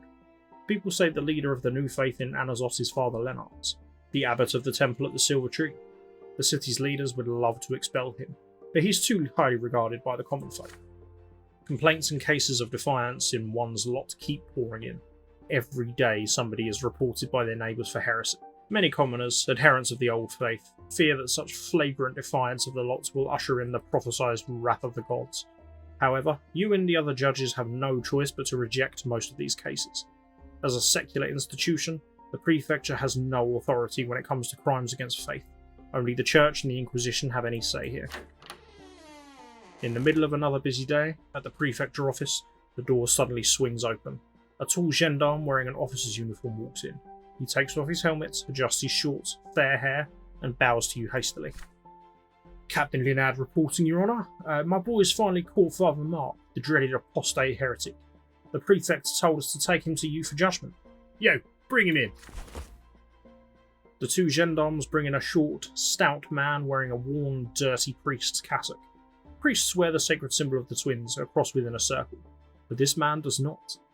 Forced to sit before you, this odd-looking priest is nonetheless strangely undisturbed by his arrest. His eyes, curious and glimmering with life, study you intently. This is him, Father Mark in the flesh. We caught him trying to teach that preaching of his, smack in the middle of a drinking hole for the lowborn in the Grey District. Some guy took offence and called for the gendarmes, and we got there right away. Father Mark. You've heard the name ever since you were a child. His cult of rejection of the twins has expanded tenfold over the past several years, with nobles, commoners, and even other priests joining his flock. The Inquisition has hunted this heretical apostate for years, but Father Mark has always eluded capture, until now. Some say he has powerful protectors. Here are the statements from people at the establishment, Your Honour. You flip through pages of handwritten statements. Father Mark isn't just preaching. He's openly defying not only the lots, but even the twins themselves. Father Mark teaches that the gods have neither design nor purpose for us, so we're under no obligation to serve them or prepare our souls for the hereafter. You put the papers away, ready to question the profane priest. What was the subject of his sermons? What was he trying to convince his listeners to do? Father Mark prefaces his answer with a dazzling smile. As a judge, it's your duty to enforce secular law. You know as well as I do that I have broken no such law. I am a priest, my friend, and in the Empire, priests are allowed to preach. I was preaching the proper way to live one's worldly life, but this is the only existence we have. I told my listeners not to waste their lives serving those gods. Oh, the twins surely love us, but alas, their love violates us as much as their law. This entire world is proof of that. I see my words upset you, but I'm afraid you can't judge me guilty for that. Here's why. You see, mine is the priestly lot. If the judgment of the church is to be trusted, which means that only the Inquisition Tribunal may find me guilty. So you could hand me over to those black-cladded thugs, but alas, you will get absolutely nothing in return. The Inquisition wants to light their pyres in every corner of Anazot, and all they need for that is me. As soon as they get me, the Inquisitors will tell the Prefecture to step aside and start enforcing the law themselves. Is that what you want, my friend? So what are you to do with me, Well, let's think about it. As a secular judge, you can't judge me guilty, but giving me to the Inquisition will weaken the Prefecture. Oh, and so, my friend, everybody will be better off if you simply set me free. Trust an old philosopher. It's better for me, better for your prefect, and better for you as well. Surprisingly, the gendarme captain smiles knowingly at these words.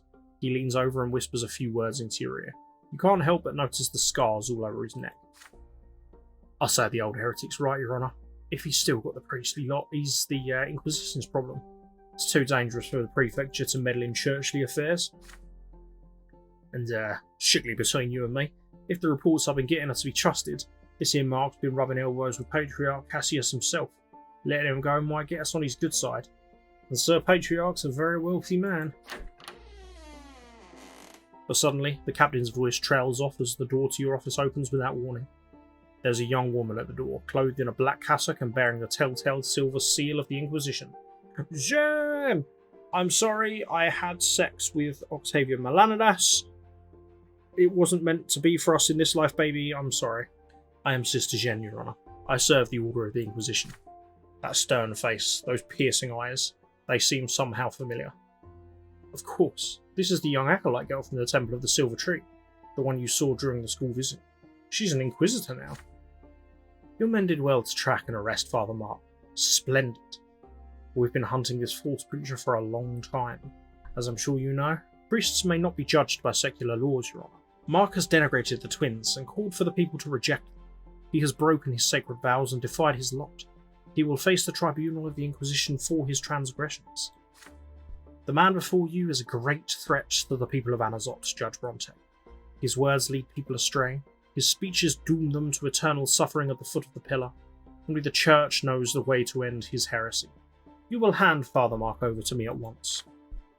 Sister Jem remains in the doorway, wordlessly refusing to leave the prefecture without the captured heretic. The gendarmes and the captain stand still, awaiting your orders. Father Mark is lounging in the chair, enjoying himself and eyeing you curiously, waiting for your decision on his contentious situation. So, I can judge him. My justice goes up, my career goes down, and Jen goes down a little bit, which is, okay. Hand him over to the Inquisition, which knocks my justice down. If my scheming was high, I could set him free, which would bump up my wealth, which irritatingly puts it exactly where it needs to be. Or I can prosecute the case with the Inquisition. I'm going to judge him and get my justice up.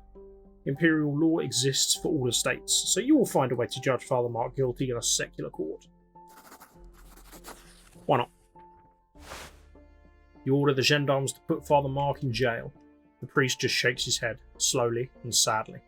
The gendarme captain smirks slyly at Sister Jen and tells his men to put the priest in shackles. As you wish, Your Honour. The mere sight of Father Mark being taken away by the law sends Sister Jen into an apoplectic fit of rage. How dare you defy the judgment of the Inquisition? You have no right to judge a priest, not even such an erring heretic as Mark. Only other priests may pronounce judgment upon a priest. You have clearly forgotten your own lot if you see it otherwise. Know this, Sir Brante, the Inquisition will not forget this outrage. We will do whatever it takes to get you dismissed. After Jen finally storms out, you head for Elborn's office. Thanks to the firm guidance of the prefect and your verdicts as a judge, the rule of law in the province has been on the rise. Even nobles can be seen falling in line and acknowledging the prefecture's authority. Could this be the time to take another step forward and make the priests acknowledge the secular laws, just as they accept the divine law? That was quite brazen of you, Brante, defying the Inquisition like that. It could cost you dearly. But I'm on your side in this matter. Father Mark will set an ideal precedent. A priest judged by imperial law rather than a church tribunal. The man you caught is an apostate and a heretic, so the Inquisition will provide no legal defense. This all but ensures the guilty verdict. Permission granted, Brante. Prepare the case. To ensure that the Inquisition has no time to intervene, you schedule the trial as soon as possible. But even with these precautions, the courtroom on the day of the trial is a strange sight to see. Outraged priests and odd-looking commoners fill the stalls. Now and again you hear their cries. Some demand you hand over Father Mark to the Inquisition, while others shout in support of the apostate. Mark himself is quiet and utterly calm, his arms folded across his chest. The time for the verdict has come. Instead of heresy, you accuse Father Mark of inciting rebellion against the Emperor's rule. In his sermons, Mark told people to reject the twins, but the Tempest dynasty was chosen to rule by the twins. Therefore, his call to reject the twins represents an act of rebellion against the Tempest dynasty and the Empire as a whole. You thus conclude that Father Mark is an insurgent and a traitor, a crime that falls within the authority of the prefecture. Your speech has the Board of Justice backed against the wall. Despite their better judgment, they are now obligated to side with you instead of the Inquisition. Through clenched teeth, they accept your arguments for persecuting Father Mark in a secular trial. The verdict has been rendered. Well then, Your Honours, I hope your ambition has been duly satisfied and your authority duly enforced. But alas, every single one of you is still a puppet of the alien will of the gods. It's time to hand me over to the Inquisition. After all, only the Church knows the proper punishment for me. The gendarmes unceremoniously stuff a gag in Father Mark's mouth to protect society from his heretical notions. Sister Jeanne is waiting right outside the courtroom, an inscrutable expression on her face. She takes custody of Father Mark, now a convict, and leads him to the dungeons of the Inquisition for his long overdue punishment. Shortly after, you learn that your father was one of the judges on the Board of Justice. Oh, that was some trial, and it was led by my own son of all people, a priest convicted by the prefecture. Our province has never seen anything like this before. Many judges are bound to hold a grudge against you for making us clash with the Inquisition. As for me, I'm proud you saw the case through to the very end. We will succeed, no matter what fate has in store for us. Okay. My god, peacetime is so big! It's such a beast!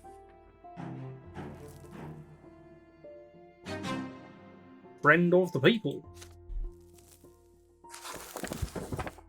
Another day of work at the prefecture is winding down. After hours of paperwork, your fingers are cramped, your vision blurred. Today, you must finish incorporating the new decrees of the Great Imperial Council into the Magron Code of Law. The documents will then be sent to the Overseer. A knock on the door distracts you. Your visitor is someone you were not expecting to see. Mayor Egmont enters your office. He's the wealthiest man in Marlborough, the owner of the silver mines and the leader of the Wealthy Commoners Party in the Lesser Quorum. He wears a high-priced frock coat made of light grey fabric. He wears no jewellery, but his coat is richly embroidered, the most luxury a commoner can ever afford. Egmont offers you a broad, sun-tanned hand. It's hard, work-weary, and eternally calloused. This is a man who has earned his fortune with the sweat of his brow. Good afternoon, Judge Brante. We met recently about that newspaper business, but today I need to discuss a different matter with you. I came to talk to you on behalf of the manufacturers of Marlborough. As you know, the principal source of income in the province is the silver mines. Our mines provide silver for the sacramental rites conducted in temples all over the empire, but the upper vein of ore is nearly exhausted. We need to process new deposits that are lower down. That's where our trouble with the law comes into play. In order to get into the deeper layers of ore, we need gunpowder, but a decree from the Great Imperial Council has forbidden common people from using it. Back in the capital, they're afraid we'll turn the gunpowder into a weapon. But this restriction will harm not only the manufacturer and the miners, but the province as a whole. The silver trade will decline, we won't have enough money to buy grain, and soon even the nobility will be impoverished. I know that you, the judges of the prefecture, are the only ones who interpret the decrees from the capital, so I implore you, Sir Brante, to come to the aid of the honest tradesmen of Marlborough. Pass an amendment allowing the use of gunpowder in the silver mines. You give Egmont a speculative glance and ask him why he's asked you specifically for help. I've been following your decisions for quite some time, Your Honour. They give me hope. I don't agree with you on everything, but we seem to see eye to eye on the essentials. The common estate needs to get real rights. It's the only way for our province and for the Empire as a whole. Sure, Prefect Elborn has proclaimed as much himself, but unfortunately, he's a nobleman of the sword first and foremost. He is bound by the blood tide, by the power of the Overseer and the Archers, so all his undertakings are doomed to failure. If you, Sir Brante, truly care for the people, you need some powerful allies among the noble. Allies like me. Do this for me, and together we'll change the fate of Margaret. Egmont extends his hand, hope in his eyes. You take your time before answering, weighing his words carefully. That seems like a no-brainer. My wealth goes up, justice goes up to exactly where I need it to be. Perfect. I'm sure it's going to piss somebody off, but stat-wise, it's great. You take his hand. Egmont gives you a strong handshake. You tell him that you share his apprehension and understand that silver is crucial to the province. You promise to amend the law so that the restrictions do not apply to silver mines. But thank you, Nicholas Brante. Nobles who care about the needs of the common folk are few and far between. This is what the nobility really means.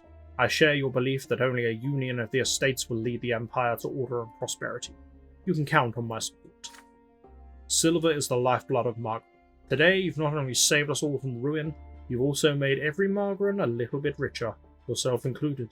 I'll make sure the Brontes get a share of the profits. And I promise you, Brante, this gunpowder will shatter those ancient rock formations and reveal their hidden treasures to us all. Cool.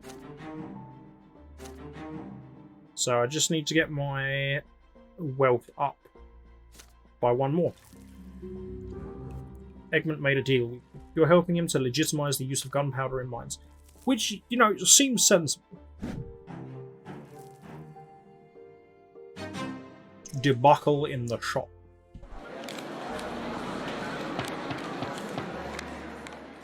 Your tenure as a judge has yielded considerable results.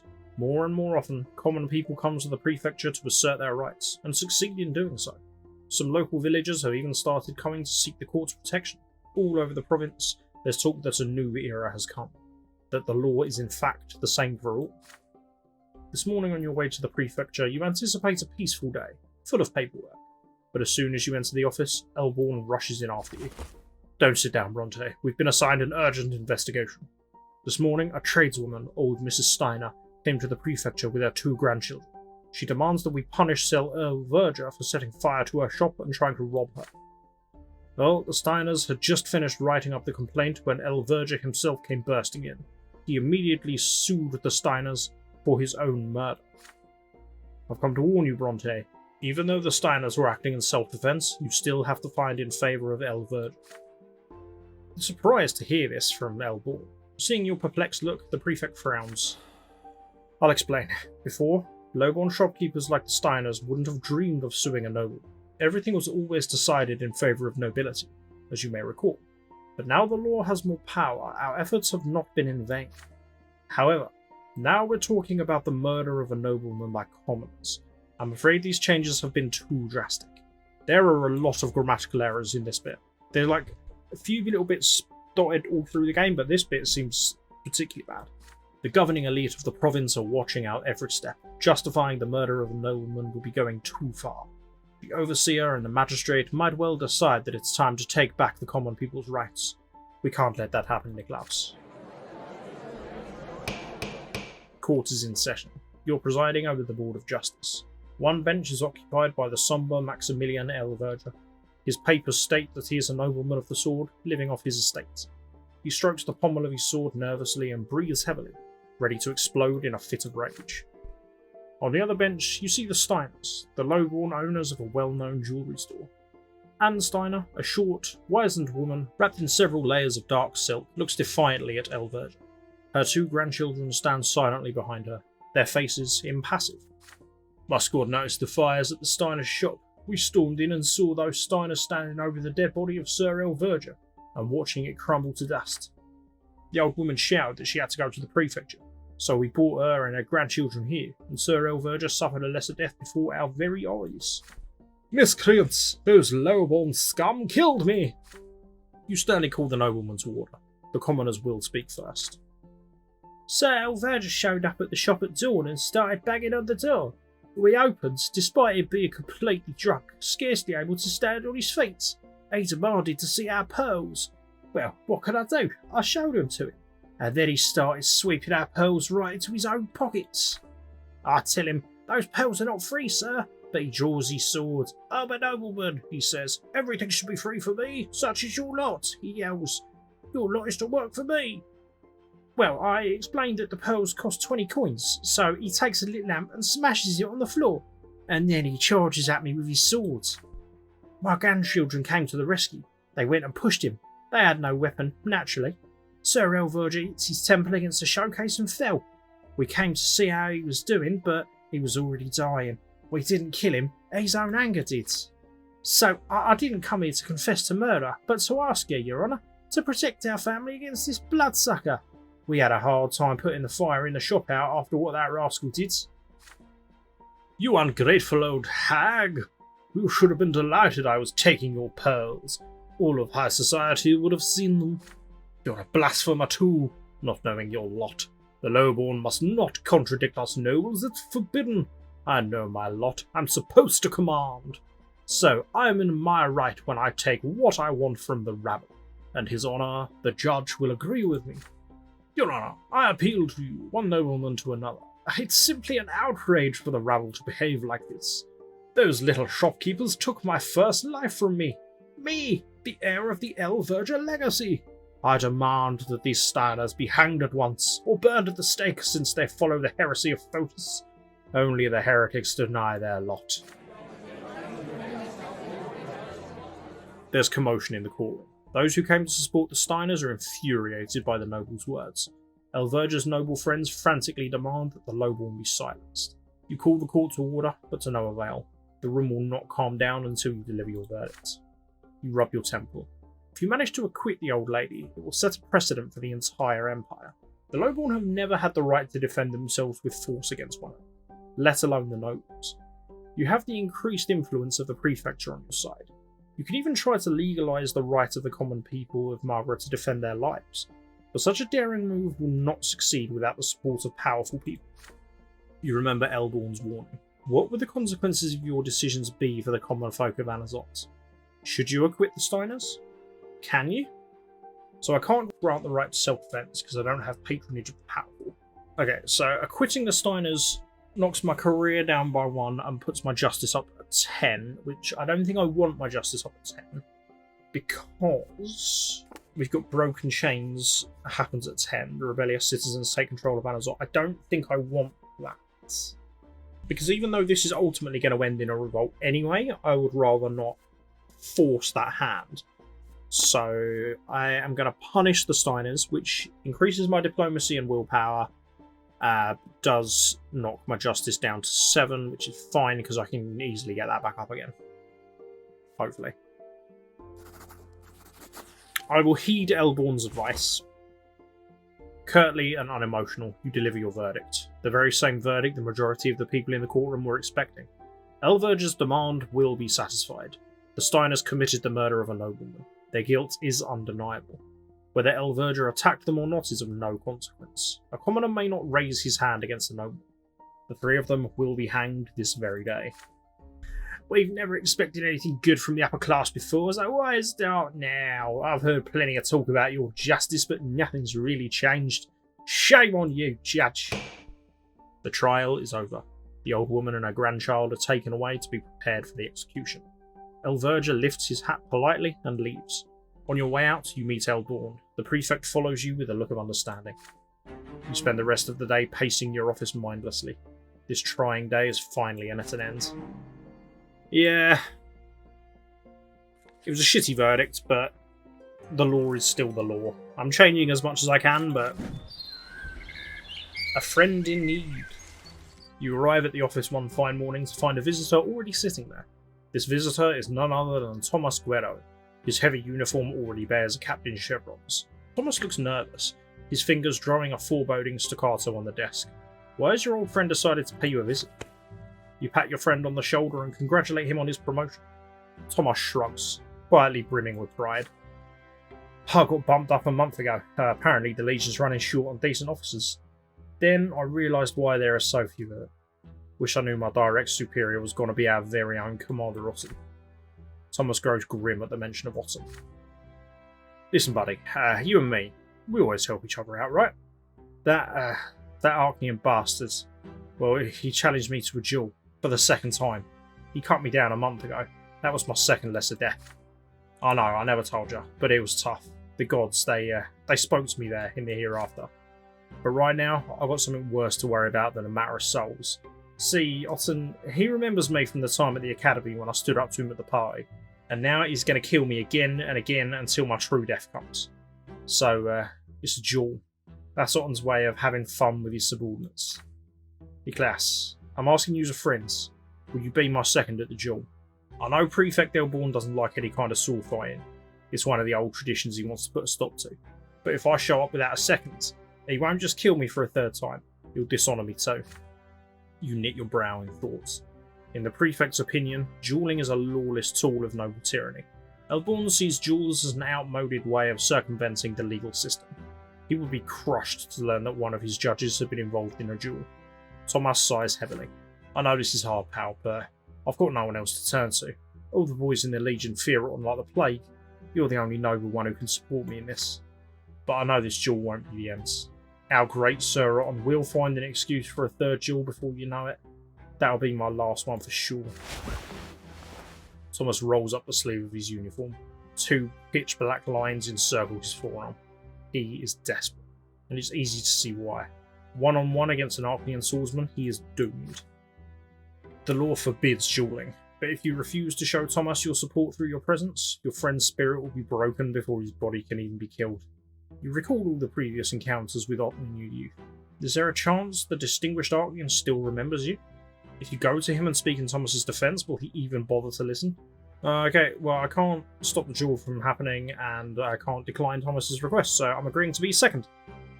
You can't possibly leave Thomas in his time of need. You'll go to the duel along with him. You've been best friends with Thomas ever since you were boys. Does he really think you'd abandon him to such a cruel fate? Of course you'll be the second at his duel, no matter what. Your friendship will not be broken, not even if you risk Prefect Elborn's displeasure.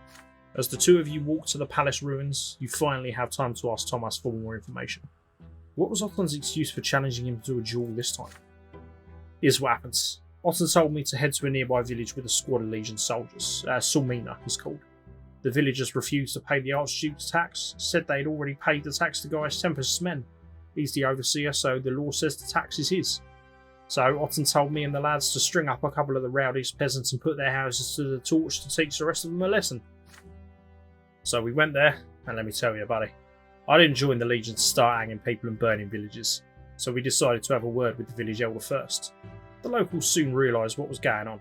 Losing money's one thing, but losing a spare life is worse. They hemmed and hawed and finally found enough cash to pay Archduke Melanidas, which means we came back to Anazot with nobody dead and all the money for the treasury. But then the commander summons me and claims I didn't follow his order, which means I also slighted the honour of the noble Archnean who's my commander. So he challenges me to a duel. And you know what? I'm not the first, Niklas, and I'm not going to be the last. Any officer in the Legion could end up like me. Otton does as he sees fit, with no plans to stop. He's a commander, he's a noble of the sword, he's an Archnean. We're just dirt under his boat. Who's going to rein him in? You reach the site of the duel just before dawn. By a half-crumbled wall, you see a tall figure clad in a thick cloak. Dorius Otton, High Commander of Magra. Already expecting you, his azure fingers drum impatiently on the pommel of his sword. Thomas dutifully bows to his commander. Otton grimaces at him. You're late, Captain Guerrero. Why should I have to wait for you? You've insulted me again already. And who's this? I've seen your face before. Anyway, don't have time for this. Make haste. I have other duels today. The commander's second appears from the shadows, a young nobleman, quiet and eager to oblige his betters. As seconds, you ask the duelists if they're ready. Without a word, Otton draws his sword. Thomas nods anxiously, clearly ready to face another death. The two bow ceremoniously and adopt the dueling stance. The difference between them is apparent as soon as they begin. Otton's sword seems like an extension of his arm. Thomas pales before him, like a clumsy child who's grabbed father's sword for the first time. Everything about this battle shows that Otton treats the duel as no more than entertainment. The Archnean moves around so rapidly and gracefully, your friend can barely defend himself against the flurry of strikes. Then, for the smallest moment, Otton tones down his assault, and for the first time during the duel, Thomas makes a riposte. Easily, effortlessly, Otton deflects Thomas's blow, and then retaliates. His sword sticks through your friend's shoulder. As soon as you see the blade drew blood, you shout for the duel to end. The debt for the insult has been paid in blood. If the loser of the duel is ready to offer his apology, the fight must stop. What? Is this some human trying to teach me the laws of the duel? I am an Archnean of the Otton dynasty. There is no one here who can teach me the ways of honour. His sword flashes and stabs your friend straight through the heart. A wet, red spot begins to spread across Thomas's shirt. Your friend stumbles backwards. He drops his sword, his knees buckle. A wheeze. Another. Then a cough full of blood, and his bright eyes grow dim and dull. Slowly, Thomas's body disappears. His blood-stained clothes, his sword, and his footsteps in the dust are all that remains. Otton hands his sword to his second, who's ready to wipe it down. Well then, that pitiful human will face another duel very soon. Let's hope he fights better during his last life. When your friend is reborn, tell him my exact words. The Archnean walks away, calm and composed, his second in tow. Dazed and numb, all you can do now is gather your friend's belongings and bring them to his house. Unless you intervene, Thomas is doomed to meet his true death soon. You're a judge, but to an Archnean of such rank and birth, your authority means nothing. Is there any way you can help your friend? Oh, I hope so. Oh shit. I think I've screwed this. We'll see. The day after your meeting with Thomas, time slows to a crawl. As you examine one case after another, you can't help but think back to your friend and his fates again and again. There's a knock at the door.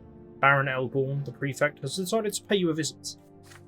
I have a matter to discuss with you, Brante. Would you mind if we take a walk? It's getting a bit stuffy in here. The prefect clearly wants to discuss something in private. You walk down the stairs together and leave the prefecture.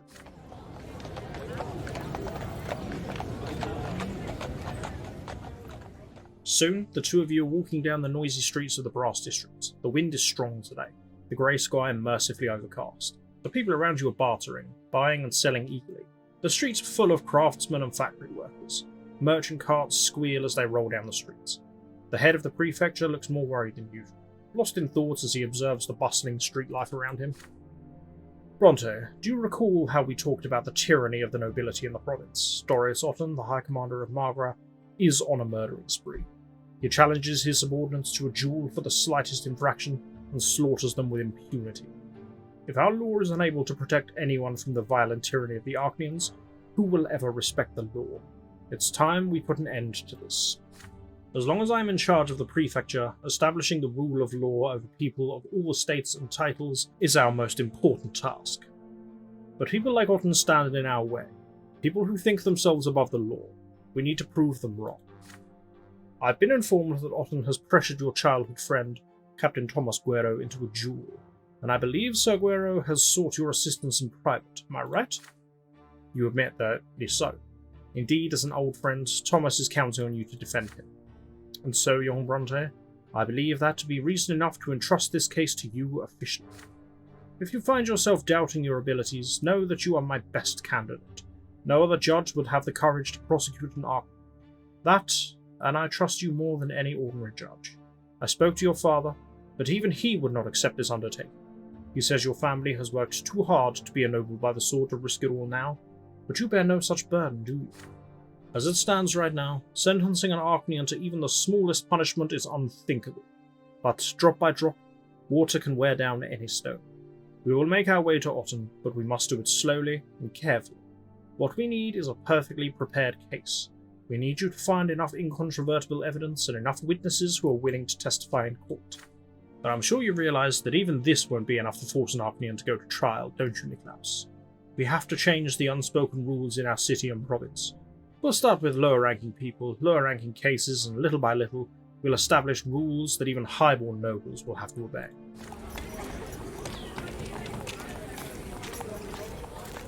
All of a sudden, Eldorn stops. Standing in the middle of a street bustling with life, he points out a number of commoners hurrying about their business.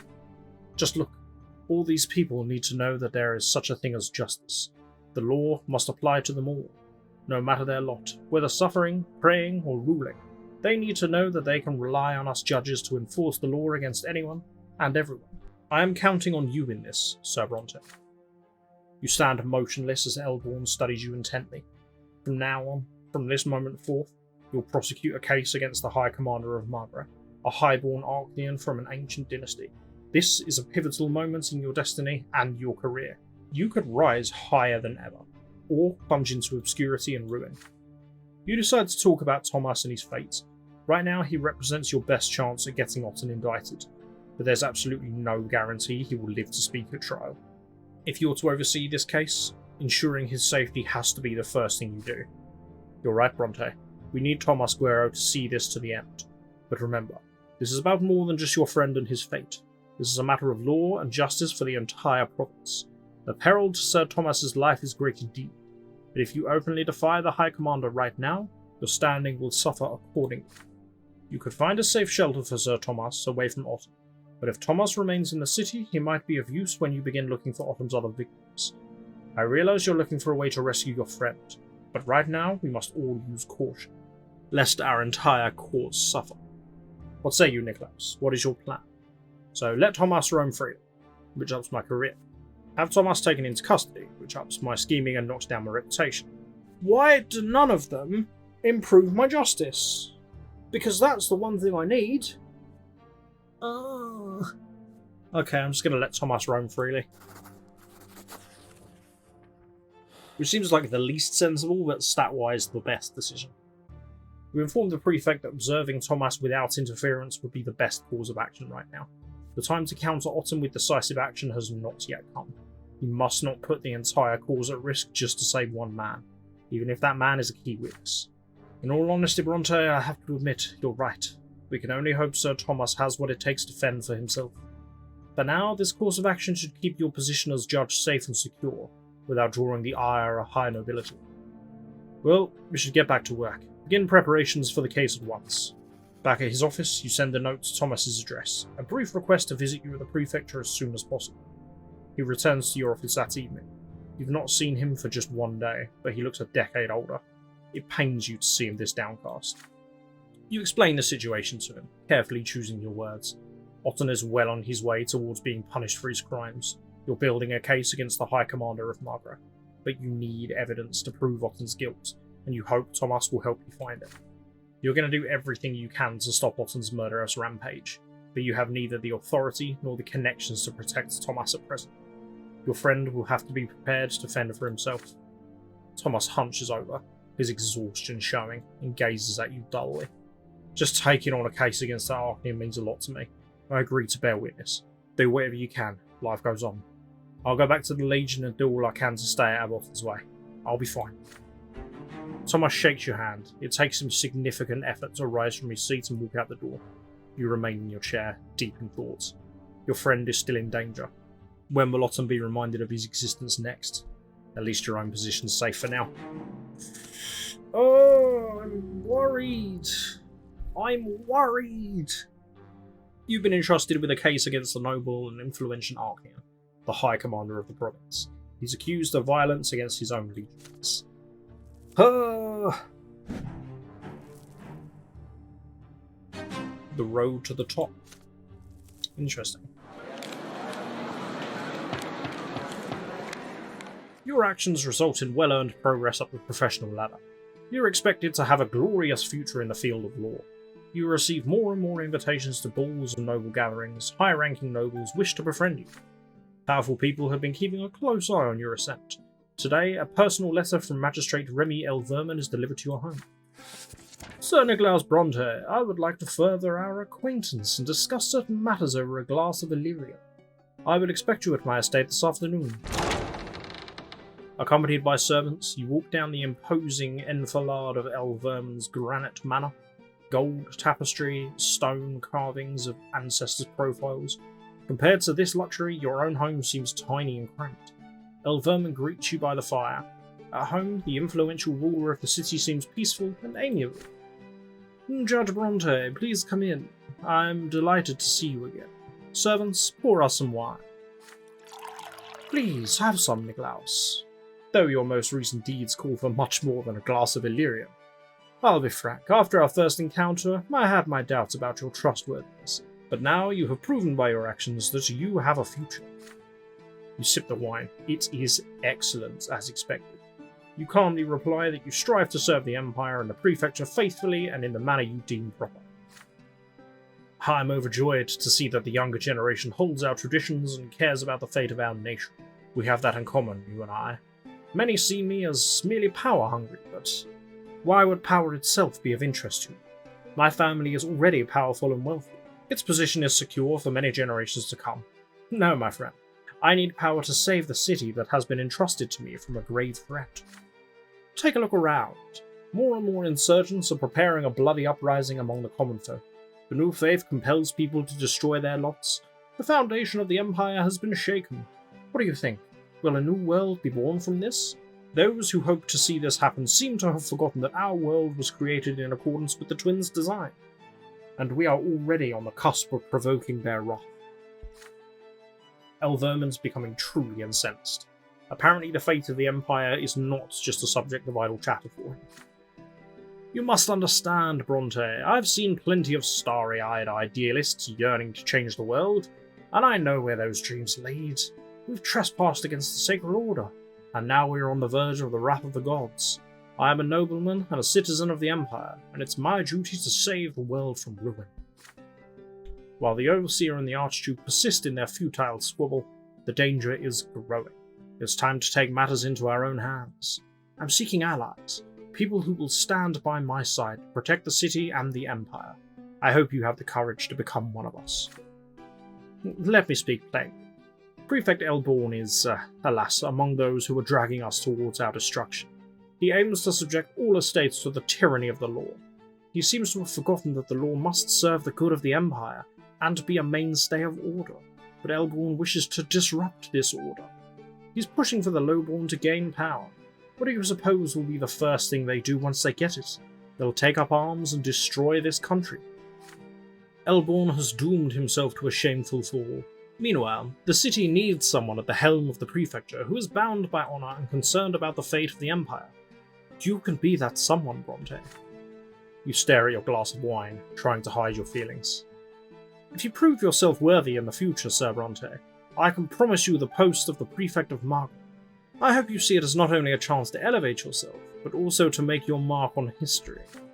Side with me, and together, we'll save Anazov from the uprising. If you remain Elborn's servant, you will both lose and fall together. I refuse and protect my family. Knocks my career down. Refuse and protect my career. Oh, okay, that's fine. Some justice would have been nice, but okay. Silence. You hold the magistrate's heavy stare and respond calmly that you are not prepared to make any promises. You thank Elverman for his trust, but you are a judge of the prefecture, and you already have a superior. Elverman frowns, shakes his head disdainfully, and rises from his chair. Oh, I'm very sorry to hear this, Sir Brante. I had such high hopes for you. We could have achieved so much together. Soon you'll see that you've chosen the wrong side. Farewell. Back at home, you describe your conversation with the magistrate to your father. Elverman's threatening tone is alarming. An enemy as powerful as the magistrate could turn the nobility of Anazot against your family. I'm proud of you for staying loyal to our friend Elborn. The magistrate is a dirty schemer who is only using this talk of honour and protecting the Empire as cover. Don't worry about the family. I'll make sure to talk to the noble families of the city in advance in order to get ahead of the magistrate's plot. Hopefully this will be enough to protect our reputation against his slander. Your father's efforts to thwart Elverman's schemes have been successful so far. Your feud with the magistrate has a damage affecting your career. The documents you prepare take weeks to be signed. Obtaining an audience or arranging a meeting is frequently impossible. You hear anxious whispers behind your back. Niklaus Brante crossed the ruler of the city. Steer clear of him. That's fine. That's okay. The Festival of the Silver Tree. This is one of those family events. And it is, as it says, the Festival of the Silver Tree. So we're all celebrating the Silver Tree. And this is one of those points in the story where Stefan kind of drops the wall a little bit and actually becomes a human, which is just baffling. However, obviously with a Brante family, so peace and tranquility doesn't generally last long. While you're on an emotional high from that, you notice Gloria sitting there, forlornly sitting there with her poems in hand. So what are we going to do with it? Well, I can either way, Unity takes a hit. Fine, I don't want to interrupt Gloria. Making me lose Unity. You can shut up. Gloria's about to continue, but you intervene. Gloria will not recite her poetry. How many times do you have to reiterate your sister may not violate the commoner's lot? Yes, you understand that she's dissatisfied with it. But there are other things to think of here. Things such as public order or the reputation and safety of this family. You can't just live as though none of those things existed. Your reprimand takes Gloria by surprise. She flushes red with fury and clasps the pages to her chest. So you're of the same mind as Stefan, Niklaus. I'm not allowed to bear your name, but I still have to bear all the responsibilities that come with it. What hypocrisy. Don't say things you'll regret. Everyone calm down, please. Gloria runs out of the room, outraged and tearful. The family freezes in place, dumbfounded. I don't feel so well. Nathan, son, please help me to my room. Mother leaves the room, leaning on Nathan's arm. The celebration is cut short. Man, I feel bad for that, but I was angry. I can't afford to lose Unity. Mummy's going to die now because of it. A rendezvous with Octavia. Octavia and you don't see each other very often. Sometimes, as the days wear on, you forget about your usual liaison. But then the Archduke daughter bursts into your life and you abandon yourselves to passion until she disappears again. Today, Octavia is waiting for you at her summer home in the city. It's a cosy little villa, well concealed from prying eyes by a high fence. Beyond the fence is a glorious garden. You've never seen one so beautiful in Marlborough. Octavia meets you on the veranda. She's wearing a light white frock that leaves her shoulders exposed. Her black hair cascades down her back. You bow to Lady Melanidas. She grins and draws you towards her so that you sit down by her side. The sun is melting beyond the horizon. Octavia commands her servants to leave you alone. Tonight, she is strangely pensive, barely touching her food and drink. You cautiously inquire if anything is amiss. Listen to me, Niklaus. I'm at a crossroads. My father, the Archduke, is planning to send me out of Marlborough for a while. Apparently, in his opinion, my escapades are bound to cause trouble for our family. Octavia stands up, towering above you. Her eyes burn with a menacing flame. I'm the daughter of the great family of Melanidas, an Archnean born at the peak of the world. All shall tremble before me. Isn't that so, Niklaus Brante? But before you can reply, Octavia abruptly lowers her head, downhearted. I am not free, just like you, my dear human Brante. I have a duty to my family, to my blood tide, to the Empire. My whole life, all I've ever done is fulfill obligations created by others. I have no aspirations. Everything is preordained. What the world is like, how I ought to live, what my father doesn't decide for me, those two up the peak of the shining pillar already have. I'm looking for a way out of this cage. It must exist. I study history, but all I find are tidbits of lost knowledge. But I believe that I'm not the first to try and escape the chains of this world. What am I to do, Niklaus? You yearn to break free of the fetters of fate just as I do. You've escaped the commoner's lot and joined the higher estate, but your new lot is just as much of a prison, is it not? Could it really be that none of us will ever truly be free? Octavia looks into your eyes dolefully. You've never seen her so helpless before. I can share my revelation. Okay, because I've died. So I get some willpower out of that. Inquire about this arcane knowledge. That also gets me willpower. Or I can lose myself in pleasure. So I'm guessing about this arcane knowledge. That's going to lead on to Latare, which we know about anyway. So I'm just going to take the willpower. I think we're going to lose ourselves in pleasure. You pull Octavia close and embrace her. The Archnean lays her head on your chest. Quietly, you watch the shining pillar blaze in the rays of the setting sun. You delicately touch your beloved, her neck, her shoulders, her fingers. You do your best to calm Octavia down. All these attempts to break down barriers are dangerous. Why seek danger? It will lead to nothing but disappointment and loss. Everything that exists has barriers. A simple judge has certain barriers, and a lady of the Melanidas family has others. Beyond those barriers, only reprisal and ruin awaits. Isn't it better to turn to earthly pleasures still at our disposal? You don't have much time together after all. Octavia detaches herself from you and smiles playfully. He claps. I think you're not as simple as you wish to appear. I'll wager you're seeking far more than the pleasures known to you. You just don't want to let me slip away. You say that everything has its barriers, but to me, everything appears to be submission, as though I were a puny commoner at the feet of the master. Even if my master is the design of the gods, must I, Octavia Melanidas, submit and endure? No, I'll find another way. But you're right about one thing. That's enough theology for today. Carry me to the bedroom and quickly, before I change my mind. You spend the night caressing each other, delighting in idleness and pleasure. Nothing can disturb you tonight. Not the Archduke, not the Lots, not even the twin gods themselves. Twice! In one episode! Whew. Perfect. Okay, so we have reached the point I was waiting for. So we just need literally one more justice. That is all we need. That's all we've needed for ages. But that's going to have to wait until next time, because I am ending this one here.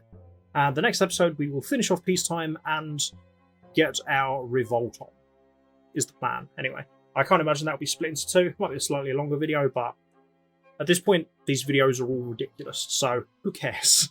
But yeah, I mean, this has been a rocky road so far, I think is probably the best way to put it. I've made some questionable decisions, I have some questionable stats.